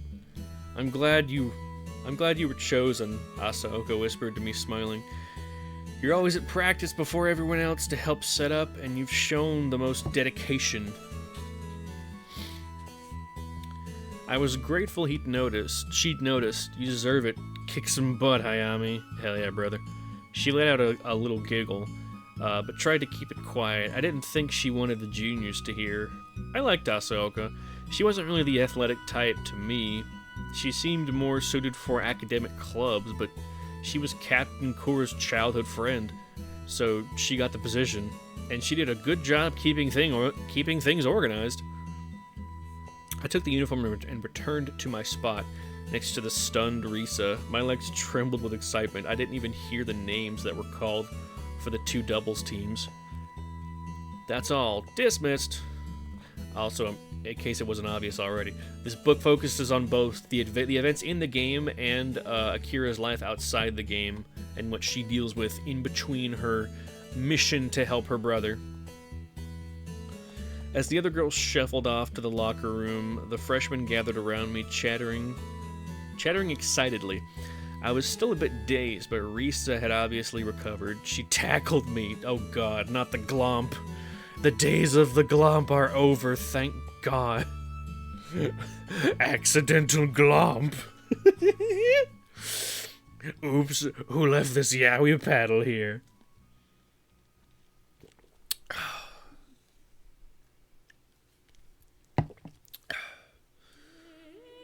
Oh, more chanting. We love to hear it. Alright. Where are you? She tackled me. Akira! She cried. Congrats! I hugged her back. Are you sure I'm not dreaming? I asked. The other freshman congratulated me as well. Good luck, Hayami. I'll do my best, I promise. Now I'd better practice twice as hard. I was finally settling in. Halfway through cleanup, I couldn't hold back the excitement any longer. I did a little victory dance. When I turned around there, the coach was watching. My face felt like a furnace. Are you finished? He said. I saw my man's not to die on the spot. Yes, sir. He smiled. I'm glad to have you on the team. I have high hopes for you, Hayami. Good luck. He walked off the court. Wait, what? Oh, he has high hopes for me, I thought. In reality set in as first string, it would be my duty to dedicate my effort to the team. But doesn't Fumikazu deserve all my effort as well? You're goddamn right he does. That night at dinner, I saw smiles on my parents' faces for the first time in a long while. Dad said, "That's my girl!" And Mom was really happy for me. Caught up in the mood, even Kota giggled. It was so good to see them almost back to normal. I relaxed so much that I almost wept with joy, but I was desperate not to let anyone see me cry. As I sat down at the computer that night, my doubts from the previous day nagged at me again, but I already knew where my responsibilities lay. Still, it was nearly midnight before I logged on. Jesus. I searched to see if Kite was online, but if he was, he didn't reply to my emails. It was late, and I had no idea whether the real-life Kite would be awake. I realized that I didn't even have any clue about what he was like in real life, such as how old he was or anything like that. I walked along Mac Anu's canal. Mac Anu's anal canal. Sorry. There's the canal. Pondering what to do when my reverie was interrupted. Hey! I turned to see Chimney running toward me. Chimney and Nova are two players that she met when she first joined. They taught her how to move and stuff. Running toward me, waving behind him. Nova walked along more leisurely. They immediately invited me to join their party, and I agreed. The game's party chat mechanism made conversation easier. Long time. Chimney ran circles around me the way he had when we first met. It's only been 3 days, I smiled. That's a long time to me. I guess 3 days is a long time to people who do this every day. Exactly. This reminds me of when I played RuneScape as a kid. And I had quite a long friends list of people that I would just hang out, and I only knew them through RuneScape. I didn't know them outside of it. And you bet your ass I had a RuneScape girlfriend, brother. I never saw her face. And like one day she just stopped coming online, so you know. I am still curious as to whether it was actually a girl or whether or not I'd been catfished, but I remember giving her a few things, but nothing like major. Anyway. Your email said you wanted to ask us something? Nova interrupted. Yeah, I heard you talking today about a place where monsters don't show up. Yeah, you mean the church, right? Yes. Yeah, there's nothing there. It's just decoration, which makes it a good place to practice your skills until you become proficient. Most players who've been at this a while know it's empty. And you say things like, monsters never show up? Ever? I pressed. What do you mean by like monsters? I didn't want to tell them about the data bug. Chimney tisked. You weren't scared of the creepy old church, were you, Black Rose? No, it's not that. Did something happen? Asked Nova. No, nothing happened. There was totally no reason why I brought this up. Ha ha ha. Ugh. Chimney looks adorable. I wish I had gotten a picture of him. Actually, hold up. I wonder if... wonder how fast Firefox is running right now. Also, I need to close out Balmung's thing. There we go. Free up a little bit of space. Minimize. That's the box art, by the way. And chimney.hag wikia. Oh, come on now.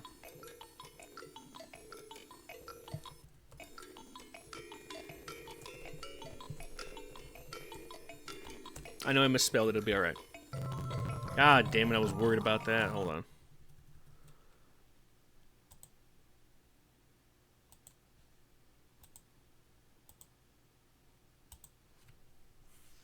Okay, he should have a picture somewhere.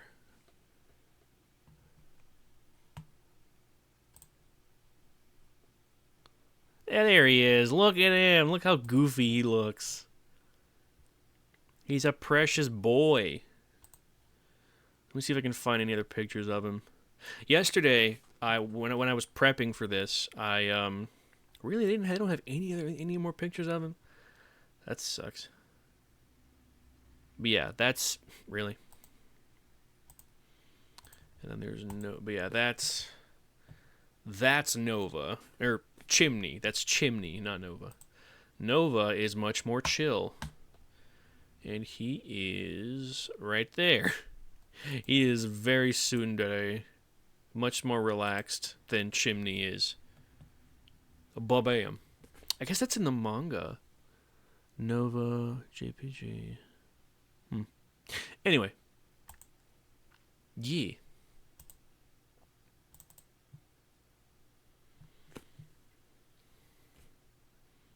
Hello? Oh, come on. You were doing just fine a moment ago. Oh, no wonder. Why is it in fucking HD? I don't need 1080p. Like, 480 is fine. There we go. That's better. Also, let me know if the music is too loud.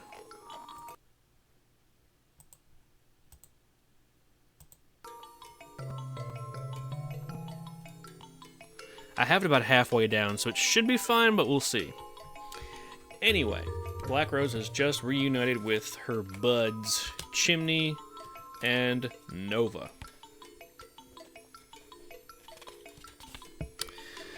Why don't we all go together? Chimney and I aren't doing anything, and it's been a while since I visited. You want to go? I didn't want to risk running into another creature again. I couldn't deal with it myself, but I didn't want to get them tangled up in this mess. How can I dissuade them? No, that's okay. No? Then how about we go somewhere else? Have you ever been to that expansive, haunted Sea of Sand place that people are talking about? Chimney asked. I was glad he changed the subject. Hold on, it's getting louder somehow.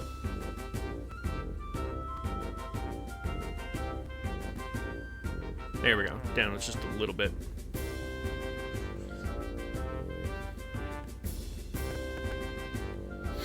Anyway.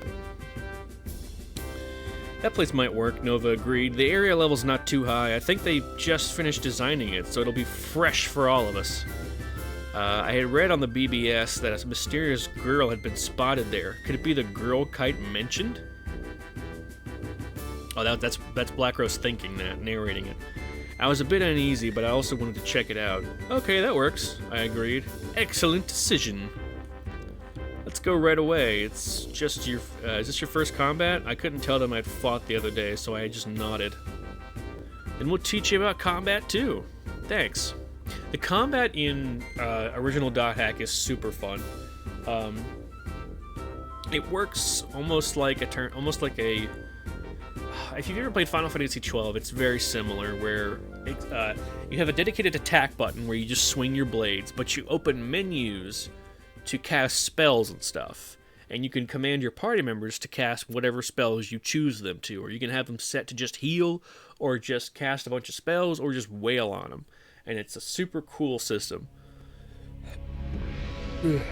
but it's not really turn-based. Super cool though, and I will be playing it at some point. They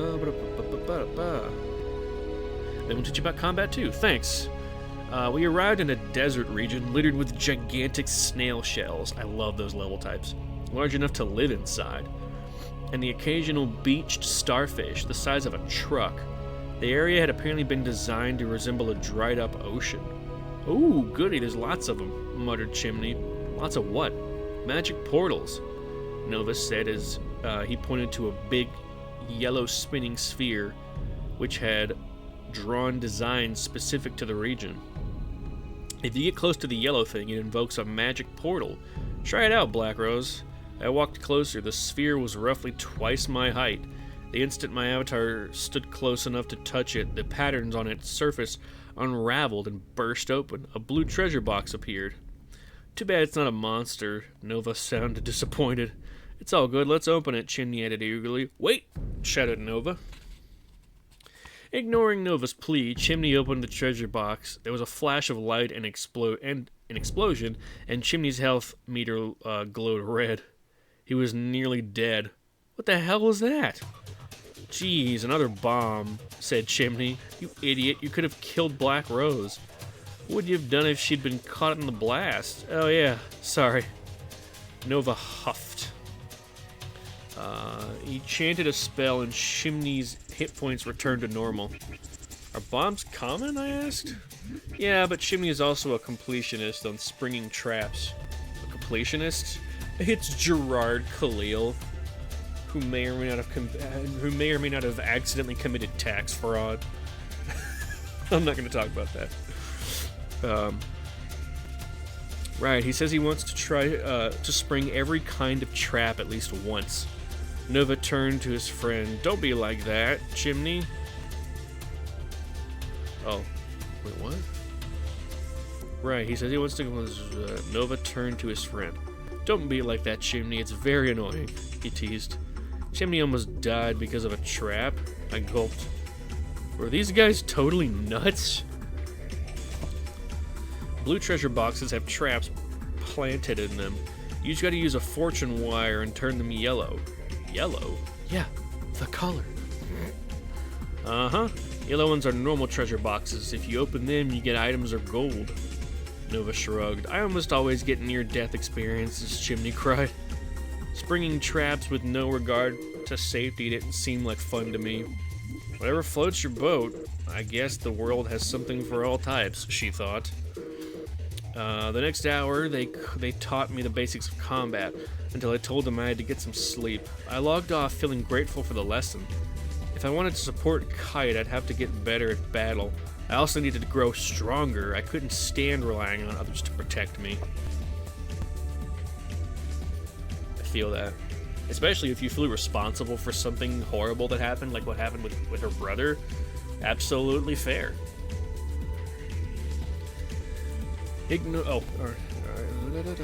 Over the next few days, I visited various fields, scorched landscapes, frozen wastelands, nighttime wilderness, and dense forests where it was easy to become lost. I invoked magic portals and found treasure and monsters. Once I got surrounded by too many enemies, and Black Rose died for the first...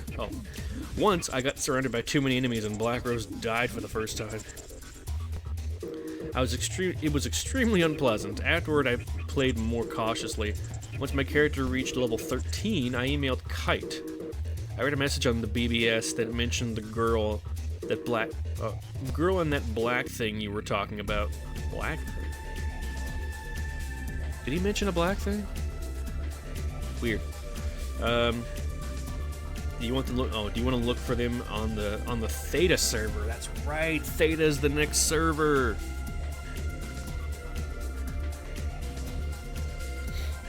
Don Laurier, yes, was the root town on the Theta server, built on a small plain that was surrounded by towering rocky mountains.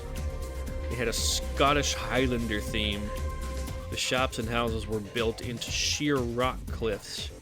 Bridges linked many of the areas together, though calling them bridges was more than I thought they deserved, since they were just sloping wooden planks with no railings. And that is what this is. Kind of. This is it from the anime .hack sign. For some reason they didn't have any images of the Theta server root town on the Wikia from the game. I might can find them on Google though. Dunloyreeg. Dunloyreeg. Game is still going. Awesome.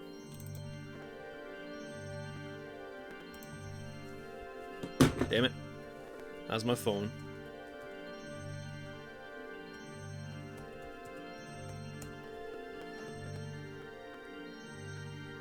Come on, buddy.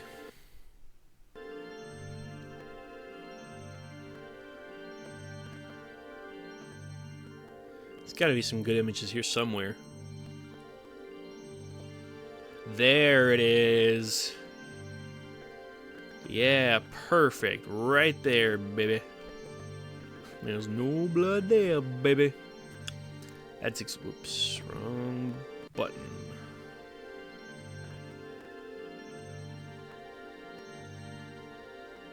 Where are you? What the hell? Oh well, it doesn't matter. Save the image.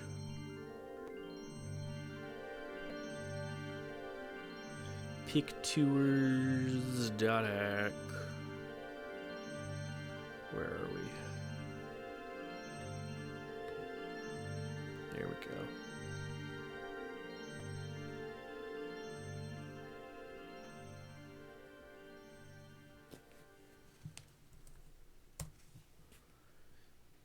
There we go. There he is. Oh, goodness. Oh, come on. Oh, damn it.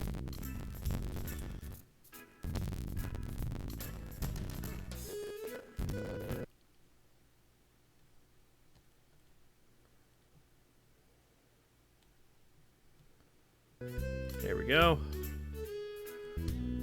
Oh, there it is. Bam, right there, baby. Oh, and there's the gate. Well, you can't see it right now. Hold on.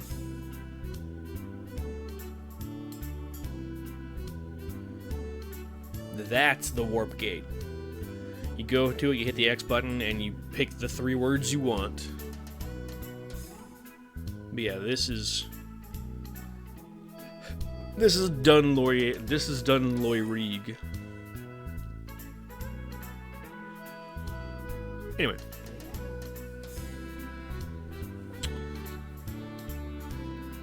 Oop. Hit the fucking laptop.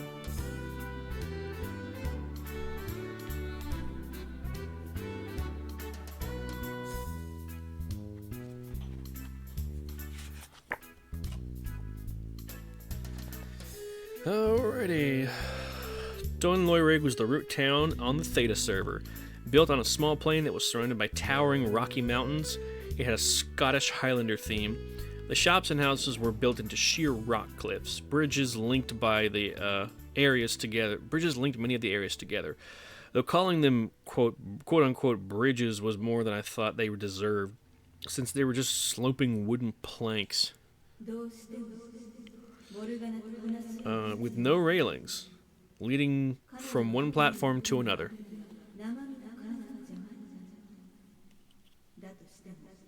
Can't remember if that's. I can't tell if that's one character or another. They both have similar voices. Anyway. The sound of wind rushed constantly in my ears, even though I knew it was only a game. As an acrophobe, the thought of crossing the bridges terrified me. In spite of my fear, I looked down, trying to find the base of the mountain. Bad idea. All I could see were clouds below me. I scurried away from the edge. Oh. Compared to Mak Anu, this place was much smaller, more like a village. I explored the area while I waited for Kite. One lot I came across had a sign out front with a picture of a pig on it, but the bizarre-looking animals I could see in the back of the lot didn't resemble anything in real life, least of all pigs. I looked at the sign once more. Is this some kind of ranch? I decided to talk to the computer-generated character that ran the place. I guess gaming lingo referred to them as NPCs, or non-player characters, for you non-gamers out there. He explained that he raised and sold the small creatures penned up in the back. They were called grunties. They are really cute. I forgot to add a picture of them, but grunties are adorable. Grunties? What the hell kind of name is that? It's their name, bitch. I continued through the town for a while before getting bored and then just returning to the Chaos Gate to wait for Kite. I'm not exactly a patient person. Finally, he showed. Also, we are just under halfway through this book, by the way. You know, it's impolite to keep a girl waiting, I joked. Sorry about that, he shrugged. We're going to Quiet Eternal White Devil, right? Yeah. Alright, let's go, I said, joining his party. Is it okay if I invite someone else along, he asked. Huh? This was unexpected. He's a heavy axeman. It would be good to have along. I guess I don't mind. What kind of person is he? Well, rather than me trying to explain him, why don't you just see for yourself? I'm sure he'll be along any moment. Fine, I answered curtly. Am I the only one who doesn't want to involve unrelated people? The beginnings of dread pricked my heart. You know what? Kite spoke suddenly. What? I did some searching without you. You did? I was surprised. Yeah, sorry, but we just met the other day. Yeah, I know. Well, I wanted to follow a few leads on my own, he said. What'd you find out? I asked.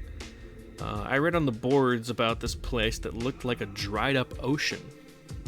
Yeah, I was just there, too. You were? Something in his voice sounded strained. Yeah. Oh. He stared at me. See, you should have taken me along, I teased. Well, when did you go? Just the other night, I answered. But you're okay, right? He sounded worried. Yeah, why? I asked. Did you meet anything like we did before? No, did you? Before he answered, I knew that he had. Tell me what happened. Oh, rather, tell me what happened, I demanded. He sighed and told me that he'd visited the field a few days earlier, before I went with Nova and Chimney. Unlike when we'd gone, there had been an NPC standing guard at the entrance to the dungeon. He warned Kite to return to town, but Kite ignored him and continued forward. Bad boy. When Kite arrived at the deepest point of the dungeon, he encountered a cheerfully reckless Wave Master, and together they fought a data bug. I love this cheerfully reckless Wave Master that he's referring to. She's one of my favorite characters in this whole goddamn series. I realized that if I had taken Chimney and Nova there first, we might have been in danger. I had the feeling that there was some connection between the data bugs and the places where the girl had been sighted. Next, Kite told me about Pyros, the heavy axeman for whom we were waiting. Kite had met Pyros in a dungeon where an ogre was giving him the spanking of a lifetime immediately after Pyros had bragged about what a kick-ass fighter he was. I couldn't sit back and let him die, so I ended up lending him a hand. Kite said with a smile. I tried not to laugh. Hey, does this Pyros guy know about the virus? No. Well then, are you sure you want to involve him in this? I asked, incredulous. I don't want to, but I need companions. Kite rubbed his right arm Kite rubbed his right arm where he wore the bracelet that the girl had given him. The bracelet doesn't always appear. Sometimes it's invisible. A lot of the times it's invisible. Then it hit me. Kite can fight data bugs with the power of the bracelet. I, on the other hand, was utterly powerless against the irregular monsters.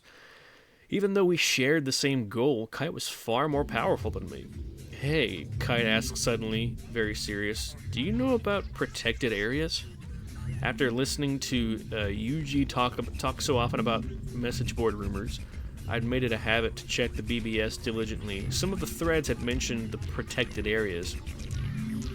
Those are the places that can't be accessed from a Chaos Gate, I said. If you try to enter, you show up, see a warning indicator, and then you're warped back to town. Yeah, but I went to a protected. Our conversation was interrupted as a huge green mass abruptly appeared before us. You've done well summoning me!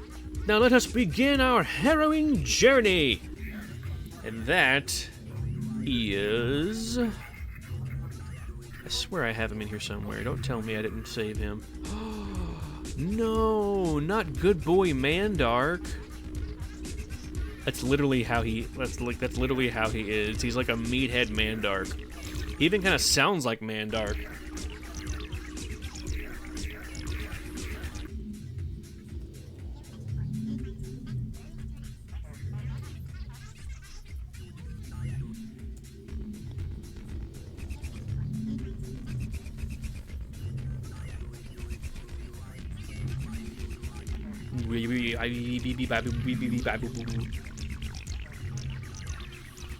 I forgot there was a Pyros the Third.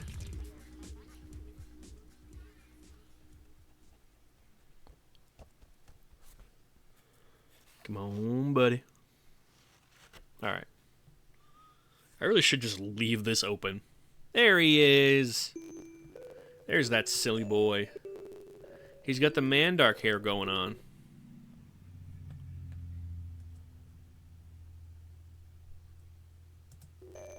What the fuck?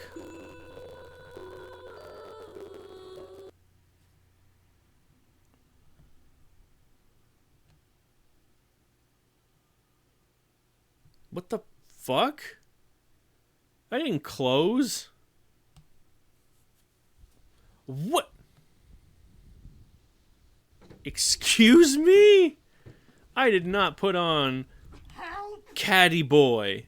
I love Caddy, but I didn't fucking put him on. The Lego World Crash Bandicoot bootlegs.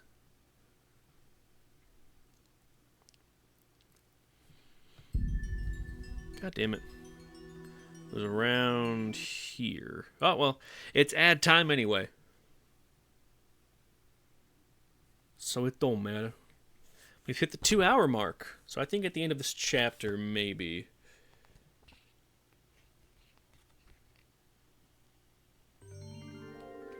Well...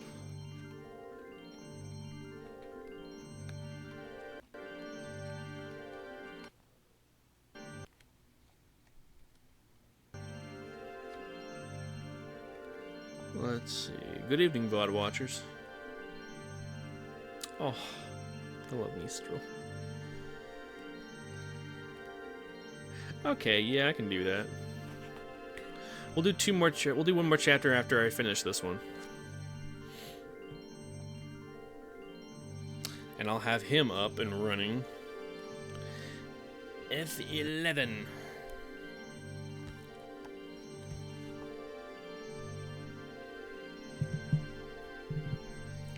Hope you're enjoying the story thus far, VOD watchers. I very much enjoy it myself.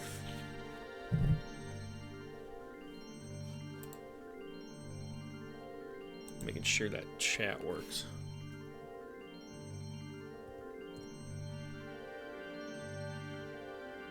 You've got to be kidding me with this.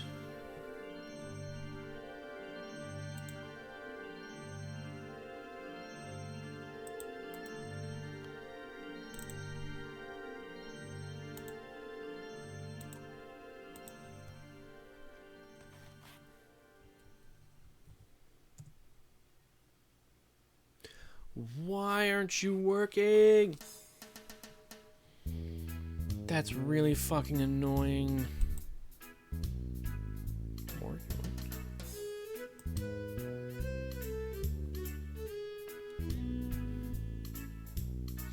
Is it? It's not because of the ad, is it? I'll check. I'll check after the. I'll check in after the ad and see. Tistle. Tistle.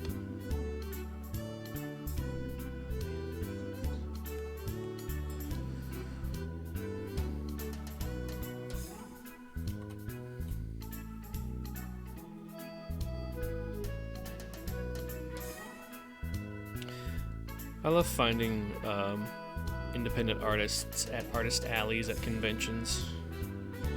I found one back in 2015-ish, maybe 2016, called Anime Flux. And they do cute drawings and not safe for work drawings. I bought 2 little charms of theirs that were laminated, and I use them as bookmarks, and they've been doing great for years. Loved it. All right, now let's try to test it. God damn it, phone, stay where I put you. There we go. All right, good.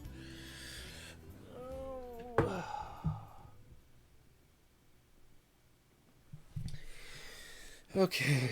Anyway, that is Pyros, the giant man, axe wielder that has just joined their party, and I have to sneeze. Whew, that's better.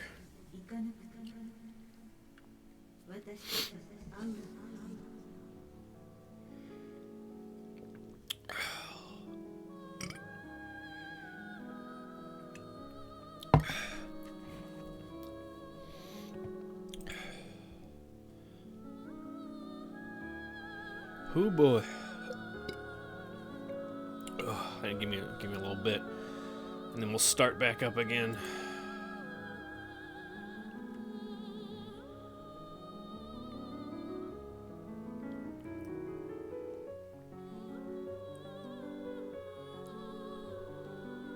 Okay.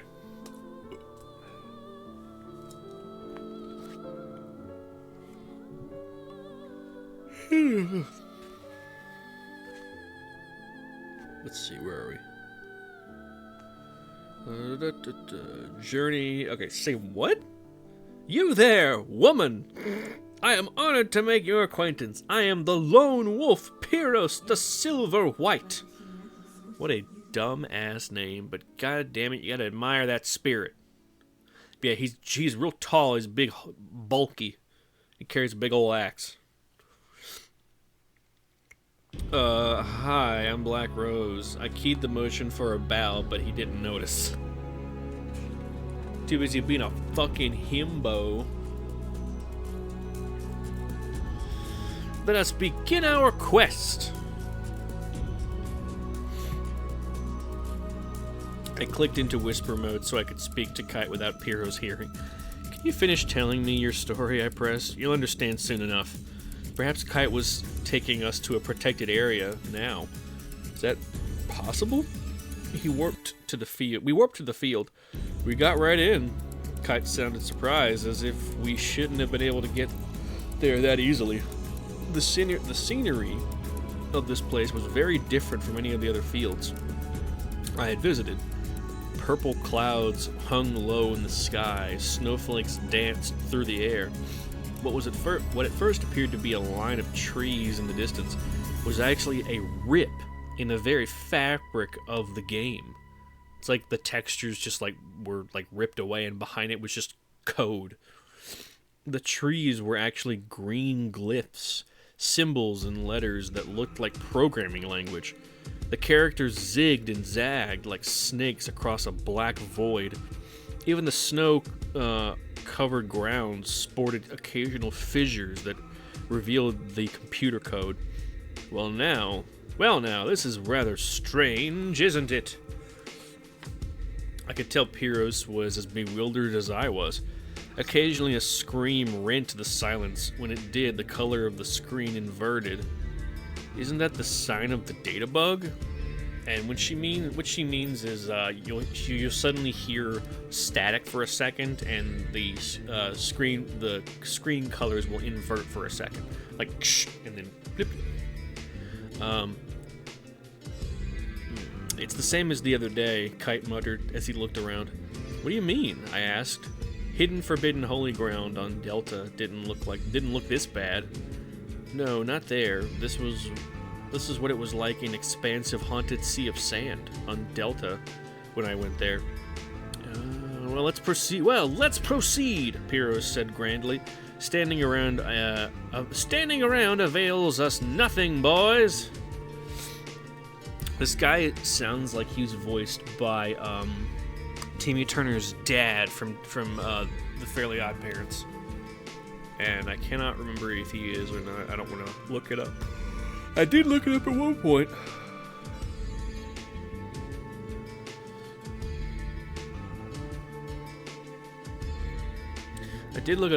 Anyway, I just can't remember. I'll have to look it up later. Anyway, I'm a girl. Oh yes, girls then. But Kite's not a girl, I said. Kite watched our exchange and laughed. I felt my tension ease, but only a little. We entered the dungeon. It was the same as the field. The floors and walls contained rips revealing the same lines of meaningless alphanumeric characters. Was an entry to this field prohibited? Pyros asked. But we got in, Kite said, confused. Of course! Then the prohibition was lifted by the reason for the... Wait, what? Then the prohibition was lifted, comma, but the reason for this is shrouded in the reek of secrecy. Pyros concluded. I see. Then we have come to expose the terrible secret, right, boys? I told you, we aren't all boys. I apologize, Black Roast. As long as you remember this time. Wait, what? Roast? Get my name right. Pyros annoyed me to no end. I just prayed he was trying to be funny. We continued forward, my heart skipping a beat every time we turned a bend in the passage or descended a staircase. The further we went, the more my fear of data bugs was overshadowed by my hope that we might encounter the girl who had granted Kite his power. At least she could explain what it was and why it worked. Perhaps if we understood what we might understand... Wait, what? Perhaps if we understood that, we might understand the reason Kite's friend and Fumikazu were in comas. We were descending a staircase when Kite suddenly stopped. It's a dead end, he announced. That was very odd. Well, we have mastered this dungeon, Pyros said grandiosely. There was no mystery. Now, friends, let us return to town. But the fact that there was no mystery was itself a mystery. We'd explored every room and passageway, yet we hadn't encountered anything at all. They're not here. Kite's voice echoed hollowly through the dim darkness of the dead-end passage. Dim, dark, dead-end passage. Neither the black creature nor the girl. I don't think it's a black creature. It's weird. It's gray. Oh, I think I know what it is. It's the creature that he's referring to is like shrouded in a silhouette, so he can't tell what it is, and he describes it as a black creature. And that's the end of this chapter. Next is Bullying and the White Room. Okay. I decided to write an email to Marin, the person who'd first posted the thread about the mystery girl on the BBS. Assuming the post hadn't been a complete fabrication in the first place, something must have happened after it was posted. If the information was intentionally false, which was entirely possible, I didn't think she would answer, but I had a feeling I could get at least some kind of reaction. All I could do was wait. I arrived early at Dunloyrig for my rendezvous with Kite and wandered around, finding myself back at the Grunty Ranch, dressing. Where are you? Back at the Grunty Ranch. I checked out the strange animals to kill some time. Somehow, while lost in thought, I agreed to buy one of the disgusting little creatures from the NPC rancher. Oh, they're so cute. Silly little babies. I tried canceling, but it didn't work. The rancher just smiled and kept repeating, "You made a good choice. The Grunty is a fun companion."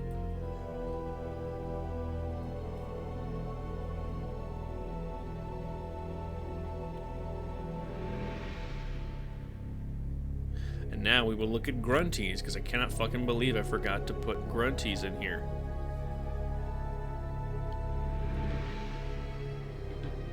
Damn it. Nee.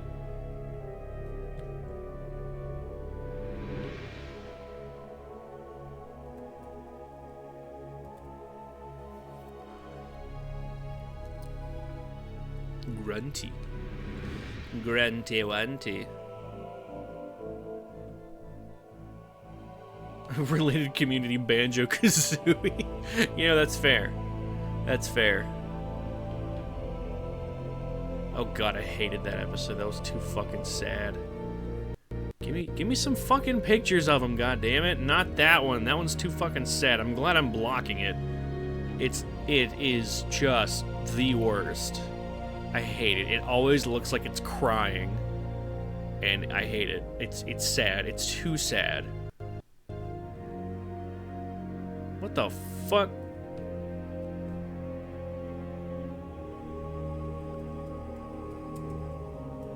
There's actually a stray grunty you can run into in the game in Dunlorig, and he says in this exact inflection, like, my name is Lottle the Stray Grunty. Like, just the gayest sounding accent. It is so funny.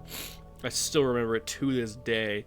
I don't know why it lives rent-free in my brain, but it do.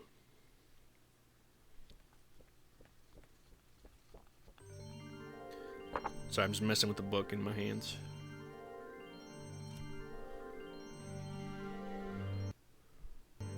Yeah, that's basically what they look like. Stray Grunty. That's like what the regular ones look like. Yeah, that one up there is too fucking sad. Fuck that one. That's a noble Grunty. He's like, you can actually breed Grunties, and depending on what materials you give them, or what fruits you give them to eat, it will transform into different Grunties. This one is just like the dud Grunty, and he has like a fucking bad French accent, and he calls you mon ami. Whenever he transforms, you hear him go, Amore! Oh, it's so cute. There we go. They're cute little goobers, and I love them very much. I don't know why this one keeps showing up. It's too sad. What's wrong with y'all?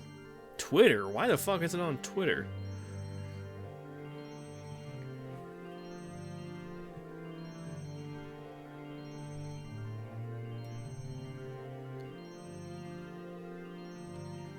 Damn, I'm trying to open this in a new I'm trying to open the image itself in a new tab, and it won't.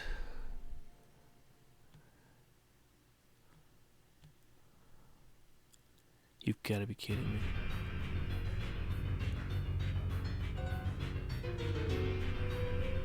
No, that's not it. Just let me see the fucking... yeah. This works. Kind of. Oh boy. Come on, Firefox.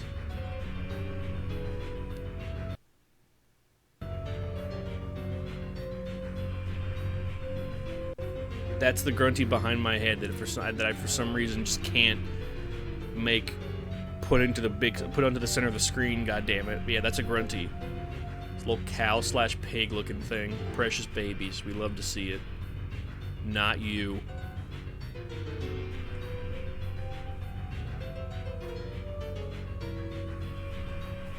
Anyway, so Black Rose has found herself at the Grunty stables and accidentally bought herself a Grunty. My Grunty was the size of a puppy, with a pig-shaped body and a squashed face. It looked up at me with watery eyes. Mama, food! Whined the Grunty. Is it speaking to me? I didn't know these things could talk. Yes, they can talk. Grunties can talk. Its eyes shined in anticipation, its tail frantically wagging as it looked at me. I already had my hands full taking care of Fumikazu's prairie dog, Hana. Could I handle taking care of a pet in real life and in the game? I asked the rancher how to take care of it. He explained that it had to I had to feed it regularly, and that it eventually would grow to its third stage, whatever that meant, and then it would be large enough for me to ride in the fields. It seemed hard to believe that this tiny creature could grow up to the size of a horse, but it can. Maybe I'll grow attached to the Grunty as I grew attached to Hana. I'm telling you now, I'm very busy, I warned the Grunty, but it simply wagged its tail. I shift my... Oh, there it is. My posture.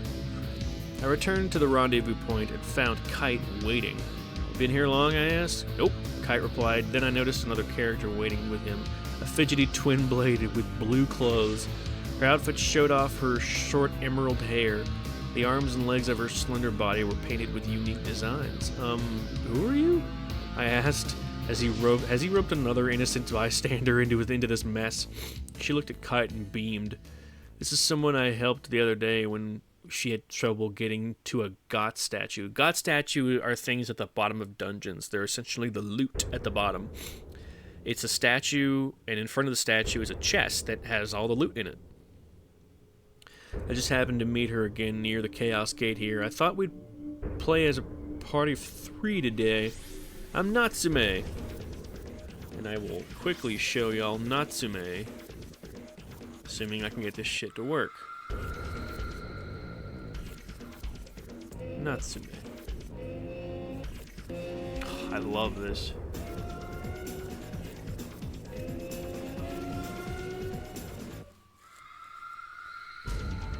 Damn, that scream.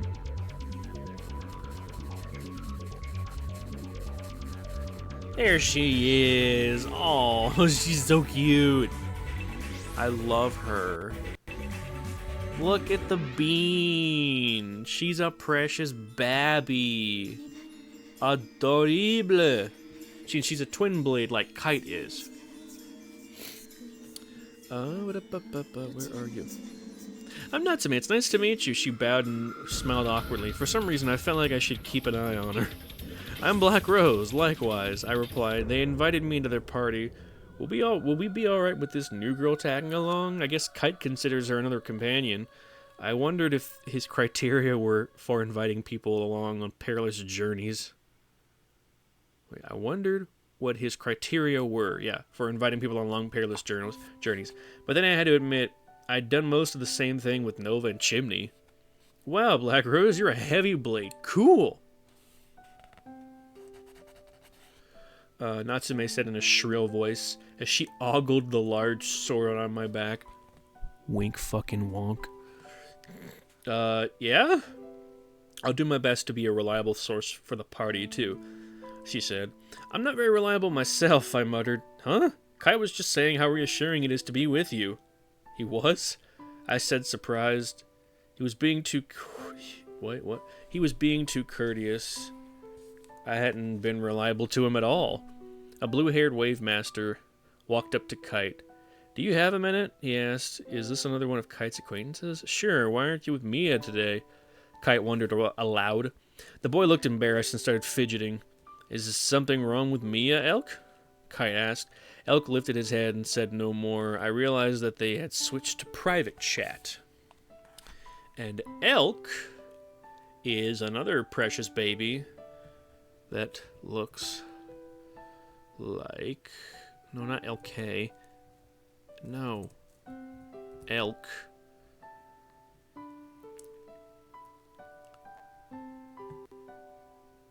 Come on.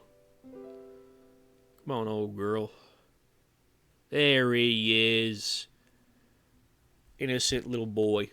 We love him. We love to see him.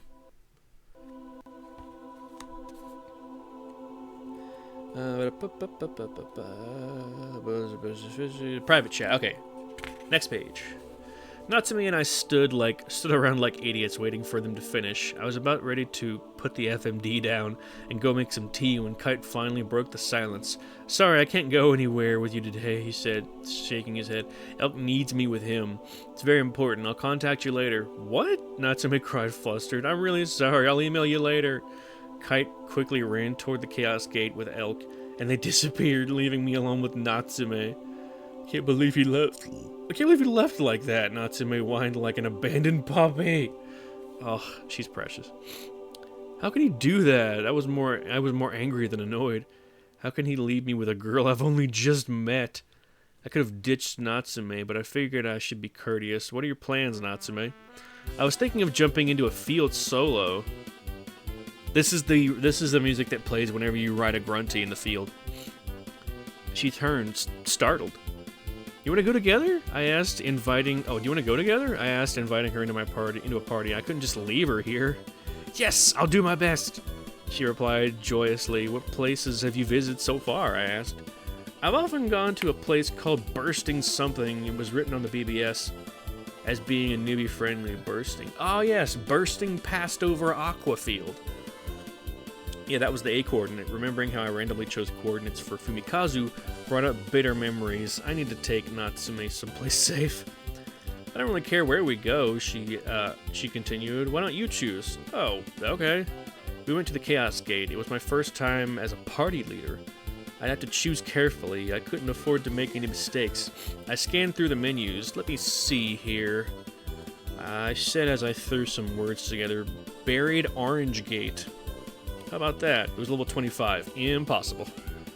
I was only level 20 and Natsume a mere 13. Anything beyond level 16 to 18 would be too hard.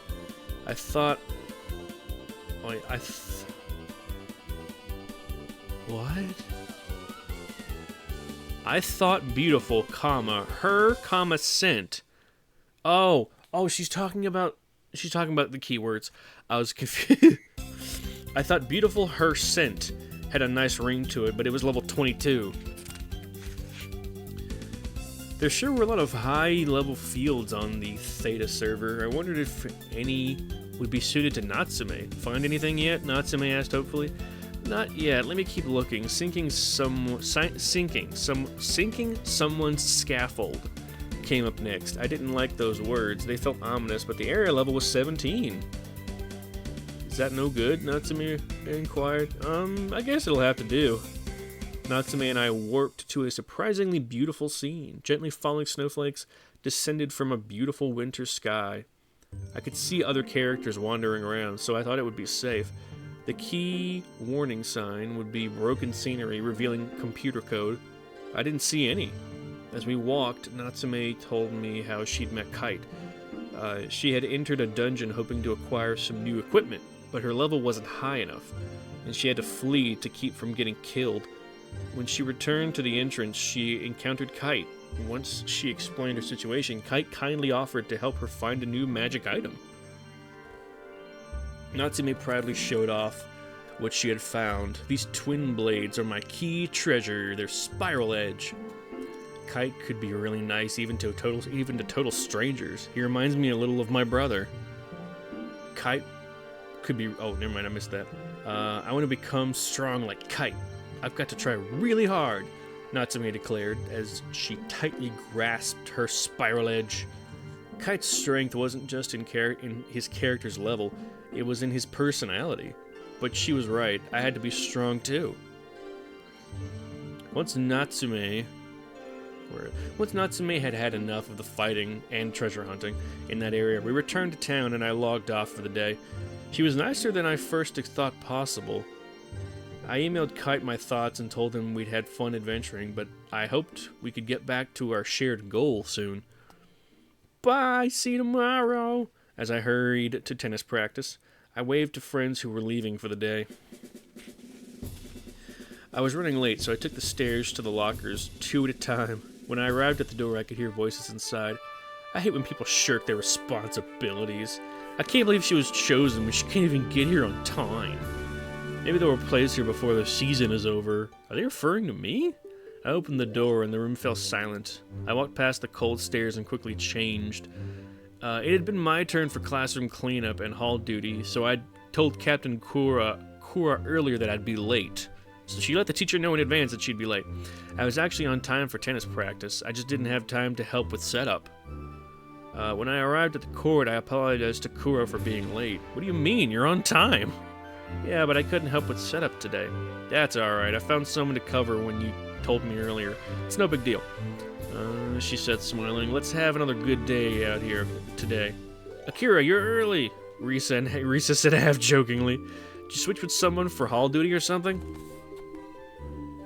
It still boggles my mind that in Japan, a common practice for students in high school is to clean up the classroom at the end of the day. That is so cool. Such a cool idea. Like, instead of the students just bolting out the door, at least 2 of them stay behind to clean the classroom. And that's fucking awesome. Not a chance, I replied. I just finished and rushed over here as soon as I could. As Risa and I talked, I watched the other freshmen getting ready. Normally they would joke with each other, but today everyone silently concentrated on their tasks. Maybe it was my imagination, but something was off today. During practice, I felt everyone's eyes on me. All eyes on me, all eyes on me. Sorry. Whenever I turned around, everyone quickly looked away. I couldn't understand what had changed since the previous day. Your fucking title, girl. After practice ended, I grabbed hold of the net to help clean up. Aren't you tired, Hayami? We'll take care of the cleanup, said a freshman who had never spoken to me before. Though she acted polite, I could tell she just wanted me to leave. It's okay, I reassured her. It's faster when everyone helps out, aka, I'ma do my job, bitch. Shut the fuck up.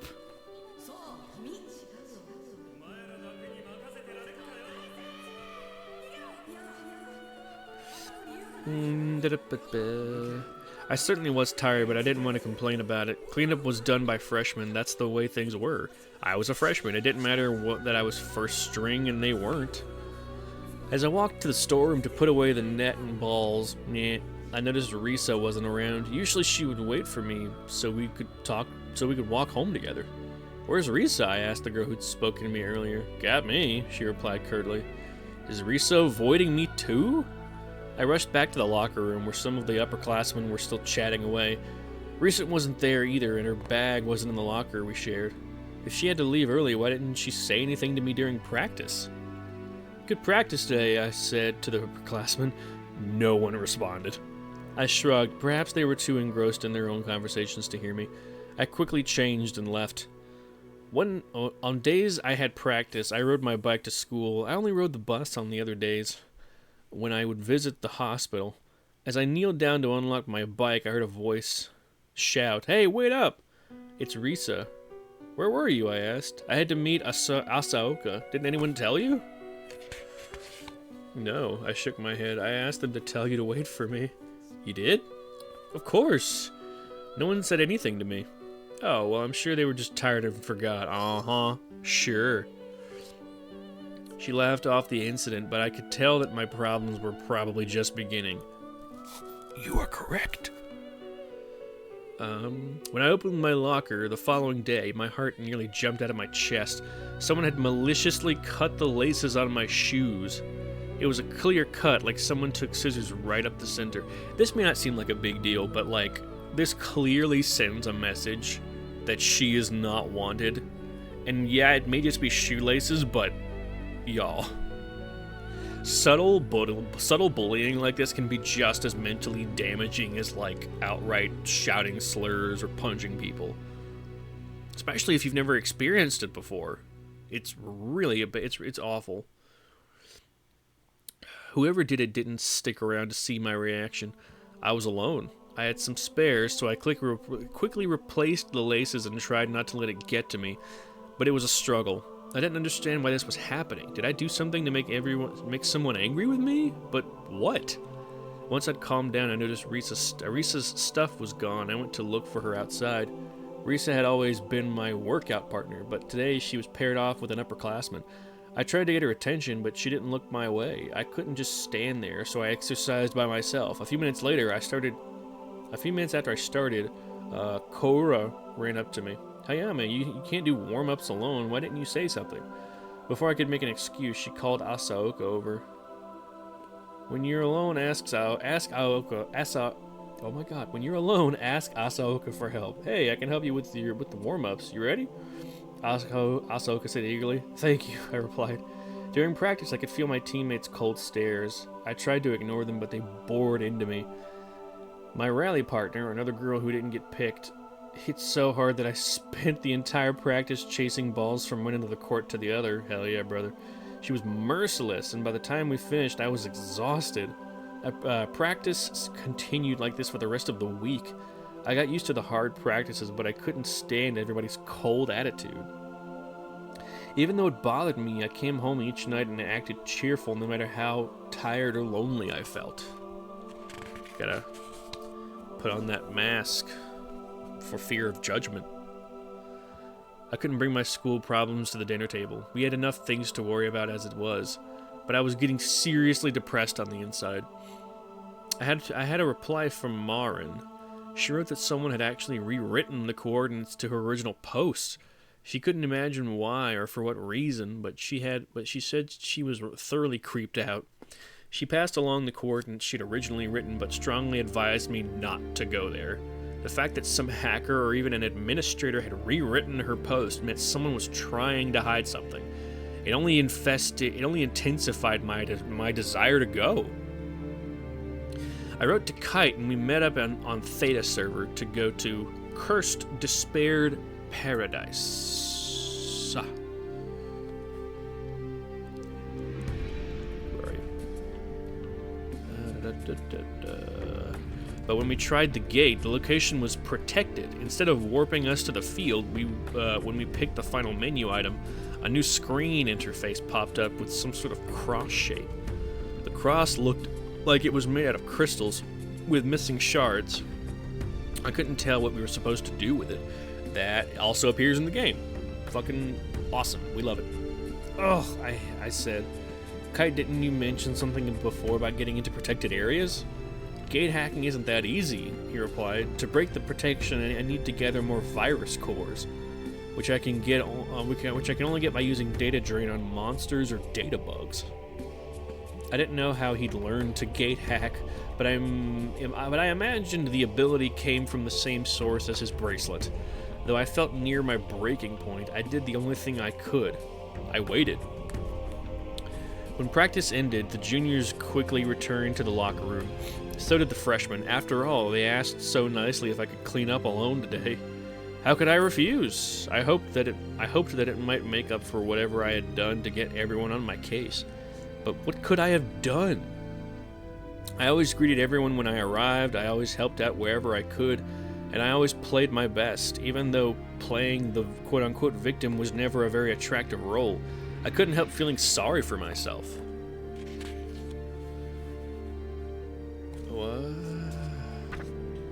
Oh, I had the tears to prove it too. I hated crying, but I couldn't help it.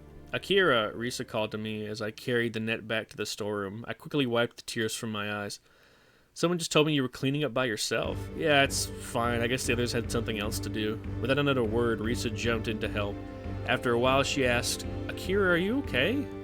I could tell she was worried, period. At the same time, I couldn't believe she was acting like she didn't know what was going on.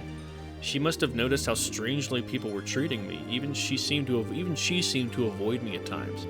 And she knows my brother's in the hospital. Of course I'm not okay. Yeah, I'm fine. I lied. Risa gulped. Akira, I'm sorry.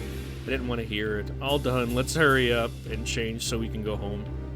The lights were still on in the locker room. The upperclassmen's voices were barely audible.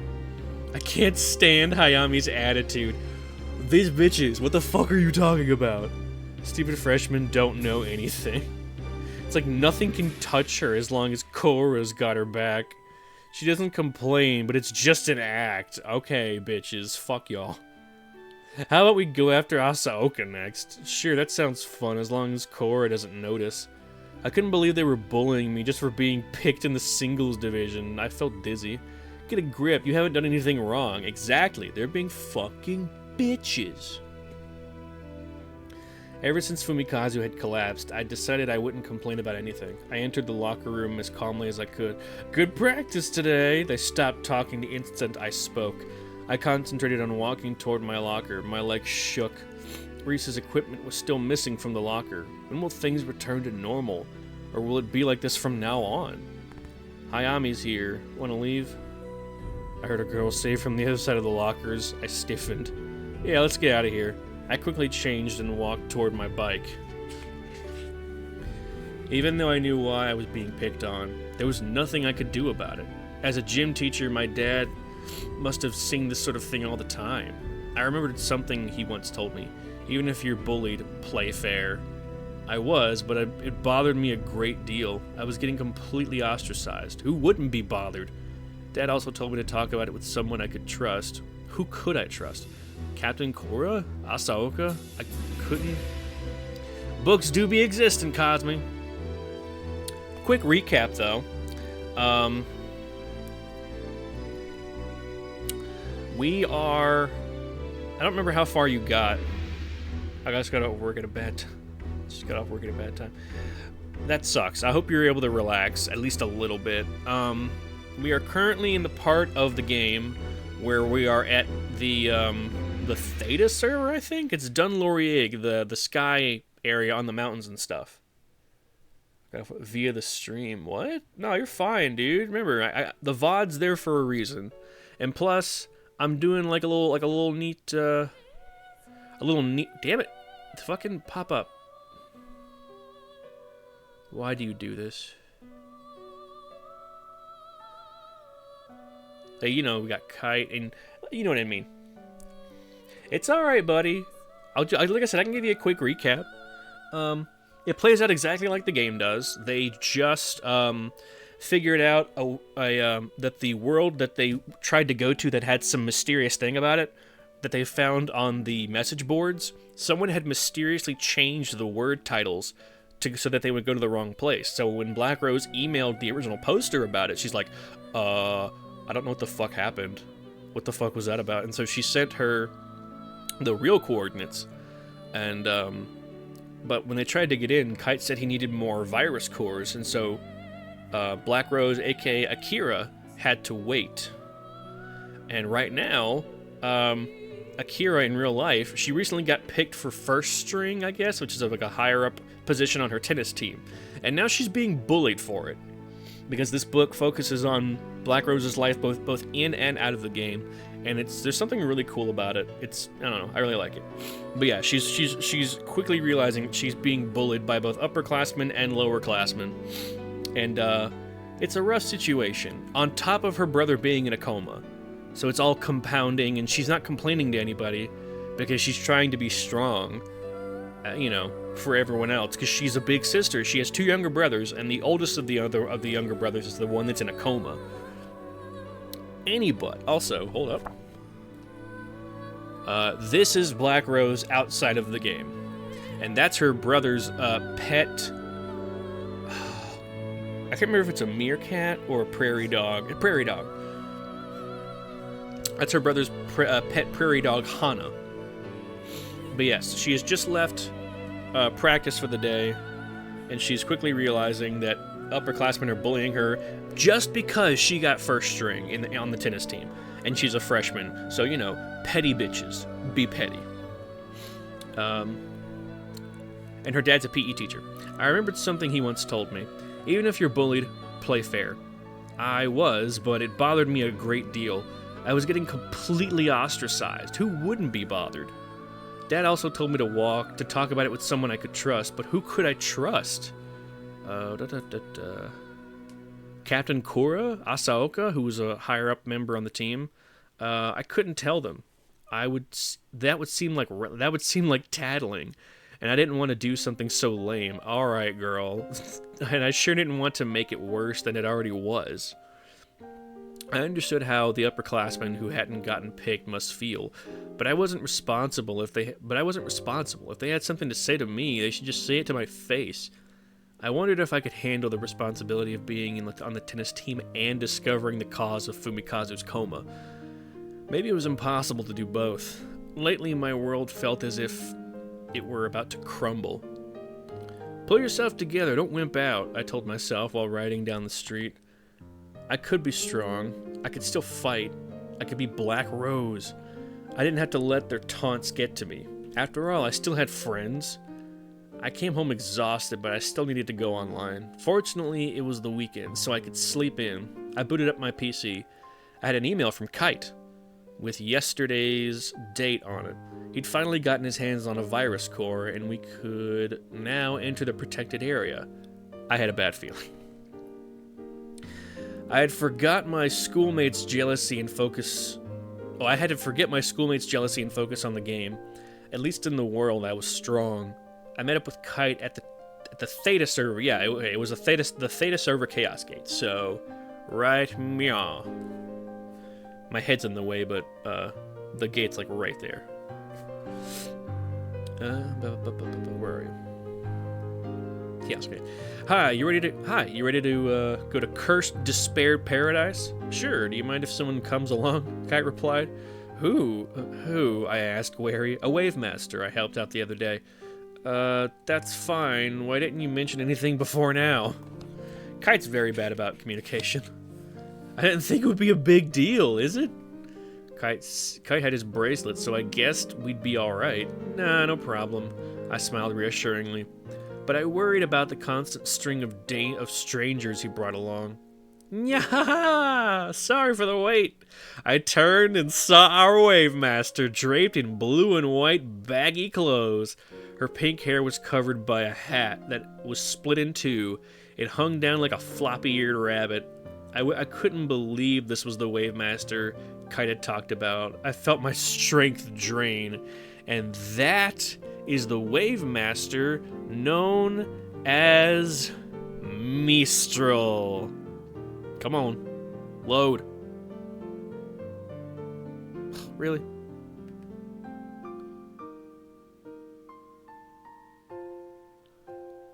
There she is.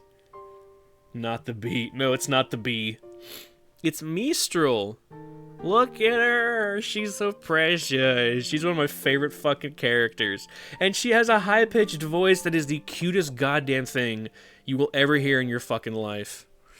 She is a precious babu, and I love her. I thought my strength train. Good evening. Oh, yeah, that's Akira. Why does her little locket piece for her cape looks like the JoJo 5 arrow? I don't know. Good evening. I'm Black Rose. I said half-heartedly. Whatever works, girl. I'm Mistral. She said the L much longer than necessary. I'm Mistral. And her voice seemed too cheerful. For some reason, it reminded me of the tennis team girls who hated me. Fake. Saying I was hostile toward her would be an understatement. Are you always this pointlessly cheerful? I asked. Mistral stared blankly for a moment. It's best to keep things fun, isn't it? If you think too much about stuff, they aren't fun anymore. So you don't worry about anything? Yeah. I sure don't. After all, I've got nothing to worry about. Must be nice not to have any hardships. I folded my arms.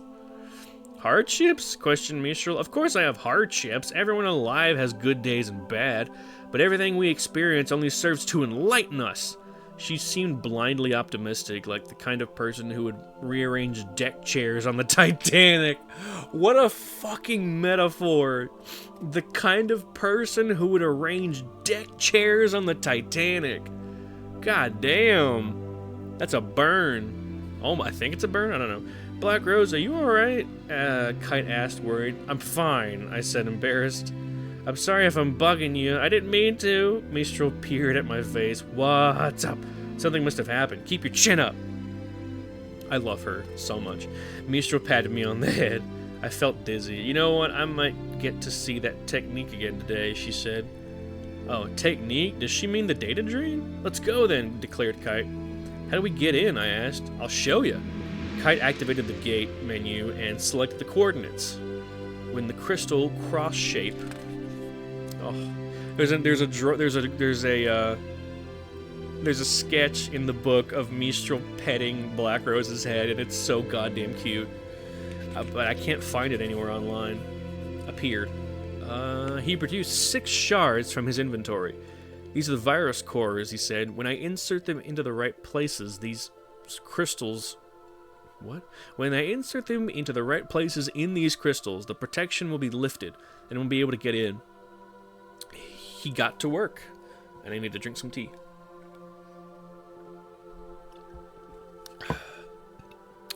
Where'd you learn to do this? I asked. Mia taught me.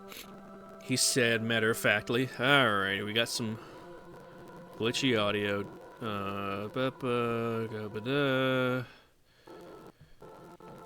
That's gonna be paused. What the fuck? There we go. Magic. Yeah, it's magic. Did you like that? Of course you did. It's magic.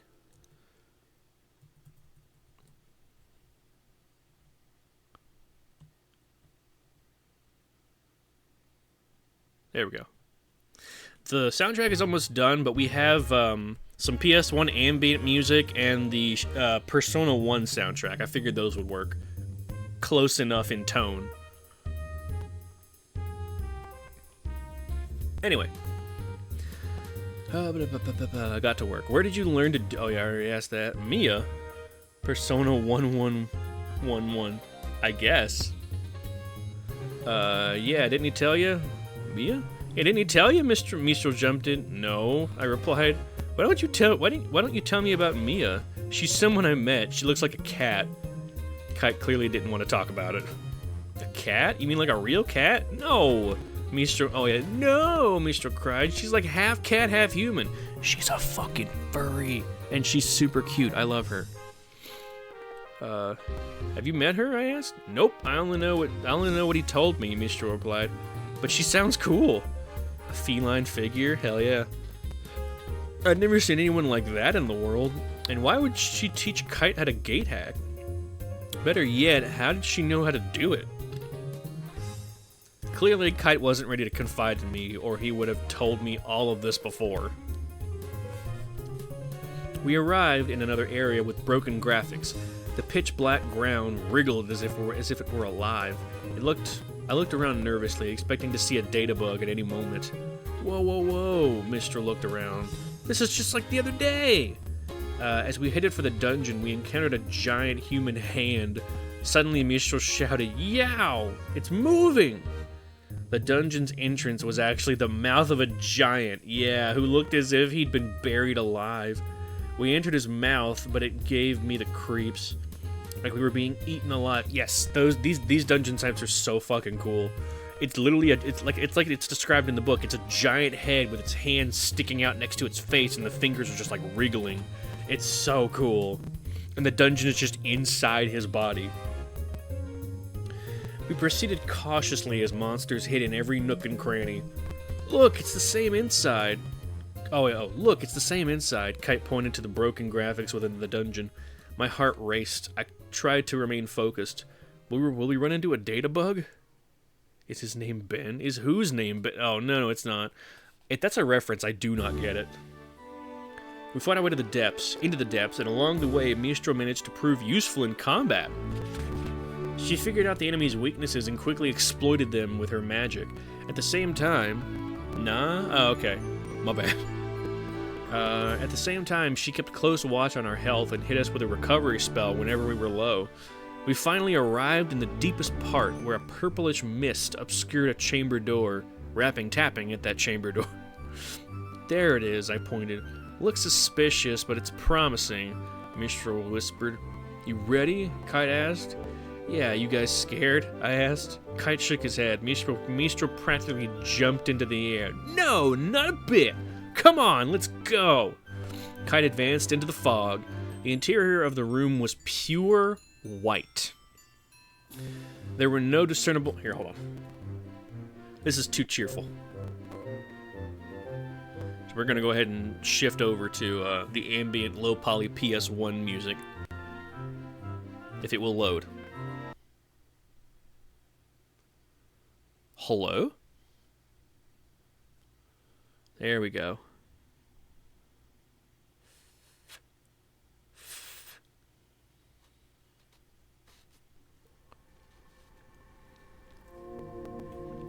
There we go. Hello, everybody. Hello, Cosme. Did you go somewhere and then come back? I'm very confused. But anyway, the interior of the room was pure white. There were no discernible boundary lines. Everything blended together inside the room. Oh, everything blended together. Inside the room lay a disturbingly large number of teddy bears. Oh, come on.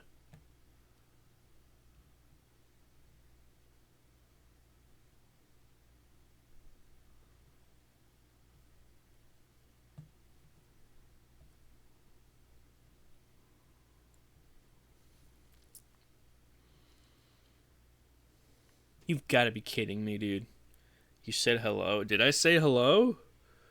Oh, I see. Yeah, I remember now. Adoy. Why is this doing this? I didn't have a single issue with the soundtrack before. Yeah, still on the same fucking Wi-Fi. There we go. Jesus.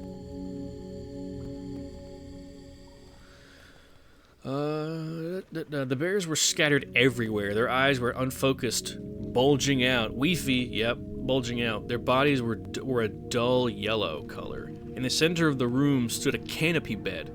It almost resembled a child's room. Wa-cha-cha! What is this place? Mistral's voice reverberated around the room. A man's voice suddenly echoed around us. And so I shall name her Aura. Without you, she would not exist. The shining girl, Aura. We will entrust her with our will. The future is in her hands. She is our... Hey, this is the ghost everyone's been talking about. Come on out, ghost. Mistral waved her staff around, but the voice stopped. I waited nervously to see what would happen. I felt as if the bears were watching us with their hollow eyes. What is all this? I asked. I don't know, but I wonder if Aura is the girl, said Kite. You mean the one who gave you the bracelet? I asked. Yeah. I noticed he touched the bracelet whenever anyone mentioned it. Something resting on the floor caught my eye. I tried grabbing it, but the moment I touched it, the computer log went crazy, generating the following message. Shunning the field broken by wave, the shadowed girl whispers, "Surely I will return." Alas, the truth unbeknownst, awaiting her at journey's end, eternal mourning for her land. Are you seeing this? I asked. Yeah, Kite replied. What does it mean? Inquired Mistral. None of it makes sense. None of it makes any sense, Kite added. Is it something from mythology? We were all bewildered. Nothing else happened there. The vision of the hollow-eyed teddy bears haunted me for some time afterwards. Looking back on our visit to the strange place, which we later called Harold's room, I think that must have been the first time we were... Oh my God! What the fuck, Cosby? I think that must have been the first time we were finally able to step into the hidden kernel of the game. There was a real-world mystery behind the words we heard there. It wasn't just something invented for our amusement. The world, the name of the game, may be virtual, but these people are real. That's what Fumikazu told me right before he lost consciousness. At that point in time, I thought I understood what he meant. Actually, he was saying that, in a sense, the world itself is real. Yes, the world wasn't just some game. And that is where we will leave off for the time being. And in 2 weeks, we will come back with the next chapter entitled Everything Goes Wrong. That was fucking awesome. We got through half the book. We are already a little over halfway through the book. But there are 4 volumes of this, so we've got more to go. We'll be fine. In the meantime, a huge thank you to everyone who showed up. I'm very proud of myself for doing this. This was so much fun. It was so fun being able to read off all that stuff.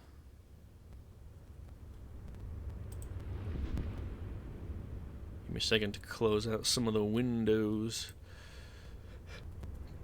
Some of the images. I will be continuing to do this like slideshow sort of thing, just to give some better visuals. Since, you know, they have video game counterparts, and I will be playing the games at some point. Don't know when yet. Do you see a wheelchair under Mark Harmon? It's so dumb. Let me know if the music is too loud, by the way. I have my wired headphones back on, so it's much easier to control the volume and whatnot.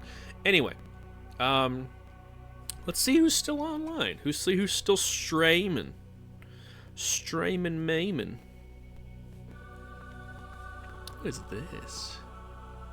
Baroque. I've never heard of a PS1 game called Baroque, but it sounds really cool.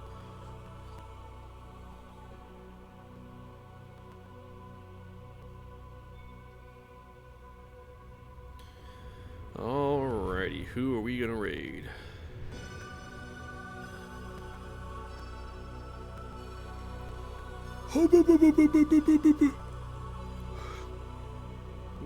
Hey, Gumi's playing Hyrule Warriors. Oh, jeez.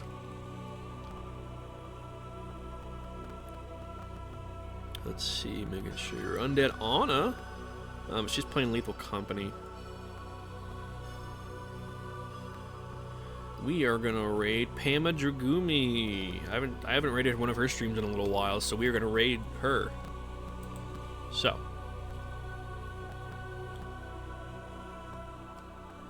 Raid. Pama Dragumi. Nope, that's not how you spell that. Not Pamaragumi. Pama Dragumi.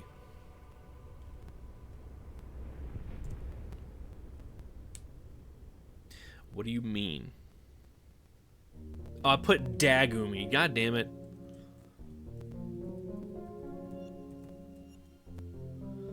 That's still... Oh, it's... Murminoid? I've never heard of that either. What in the fuck?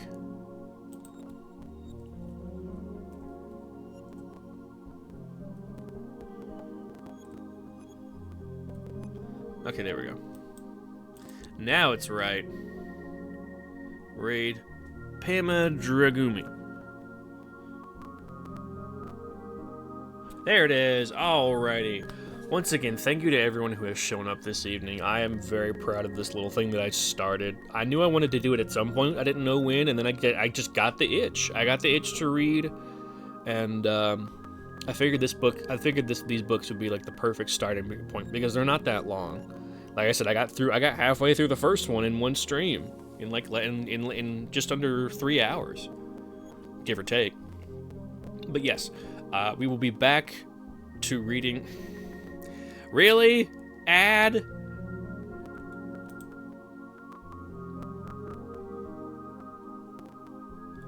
Are you fucking kidding? Hold on, I'm canceling that raid.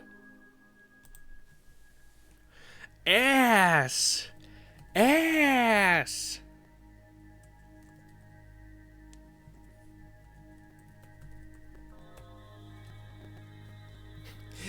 Ass! Oh, well, I guess I get one last little Ikainu's ramblings, VOD watchers. I'm very happy at how well this went, even if not that many people showed up. At least people will be able to enjoy the VODs. Yeah. I can't wait to do it again, but next week we will be next Wednesday we will be looking at cut content from some more games. Oh boy. Ooh. Parasite Eve 2 is what this song is what this game's from. Is the game that this song is from. Jesus.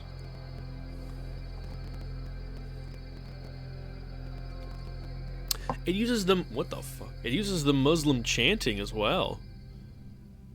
It uses the Muslim chanting from the Ocarina of Time Fire Temple. Cut these nuts. I'm surprised no one caught that.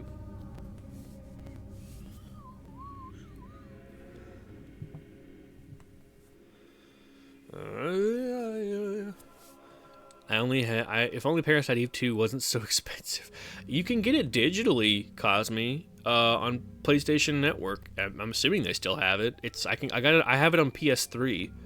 Well, I had it on PS3. I tried Parasite Eve 2, and oh god, it's a very bad Resident Evil clone. Like the RPG elements, yeah, the RPG elements have just like been thrown right out the window.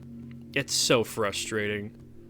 Well, I take that back. There's still some RPG elements, but they use tank controls now, even with the the combat, and it's so annoying. Dude, I actually really enjoyed Parasite Eve, but I never got to play it. The first one is phenomenal, and I will be playing it this year for Halloween because it's spoopy. So look forward to that. It's a great game. Not on PSN. It might still be on the PlayStation 3 PSN. Bro, just borrow my copy of Persona 1. No! I don't want to. I'm not gonna... No. I don't like that game. I don't like the Persona games. Oh, are we back? Sweet, we're back. Alright. Now we can officially end stream now that there's no fucking ads on the way. Anyway.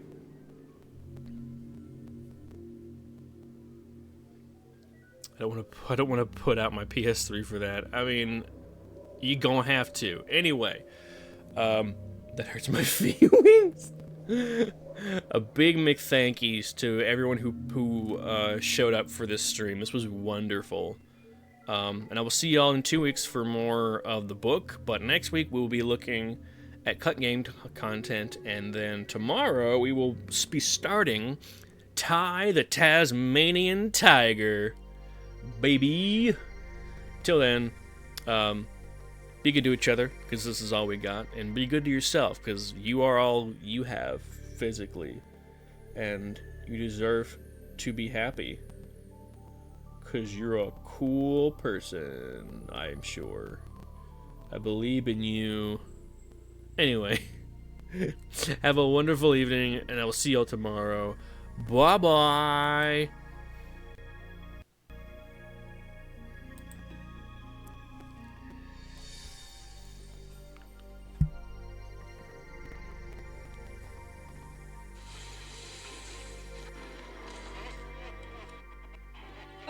I've been raided! How you gonna? How you doing? Thank you for the raid. Hold on, I gotta do the thingamabobber.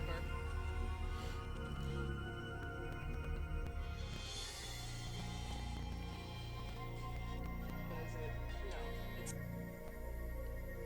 Flash, isn't it? S. No.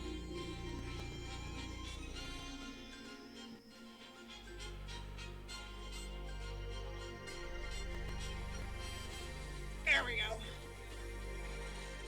How you doing, Ikainu? Oh my god, I'm still getting tongue-tied with your name. How you doing? What's happening? What's Bob? Did you finish the Tony Hawk games? Got you this game, A?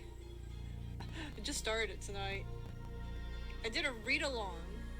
I read Dot Hack Another Birth. Oh, okay.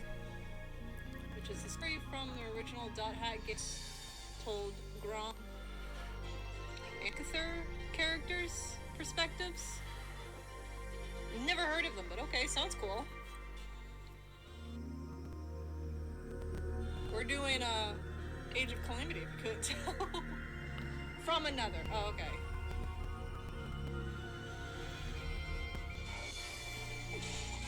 Can I not suck?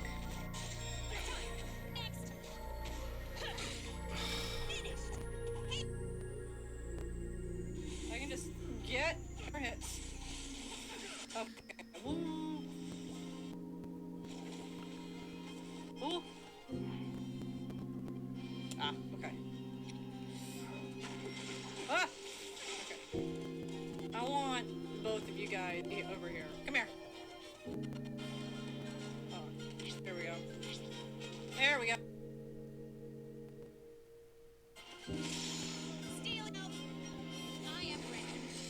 Yeah! That's what we want.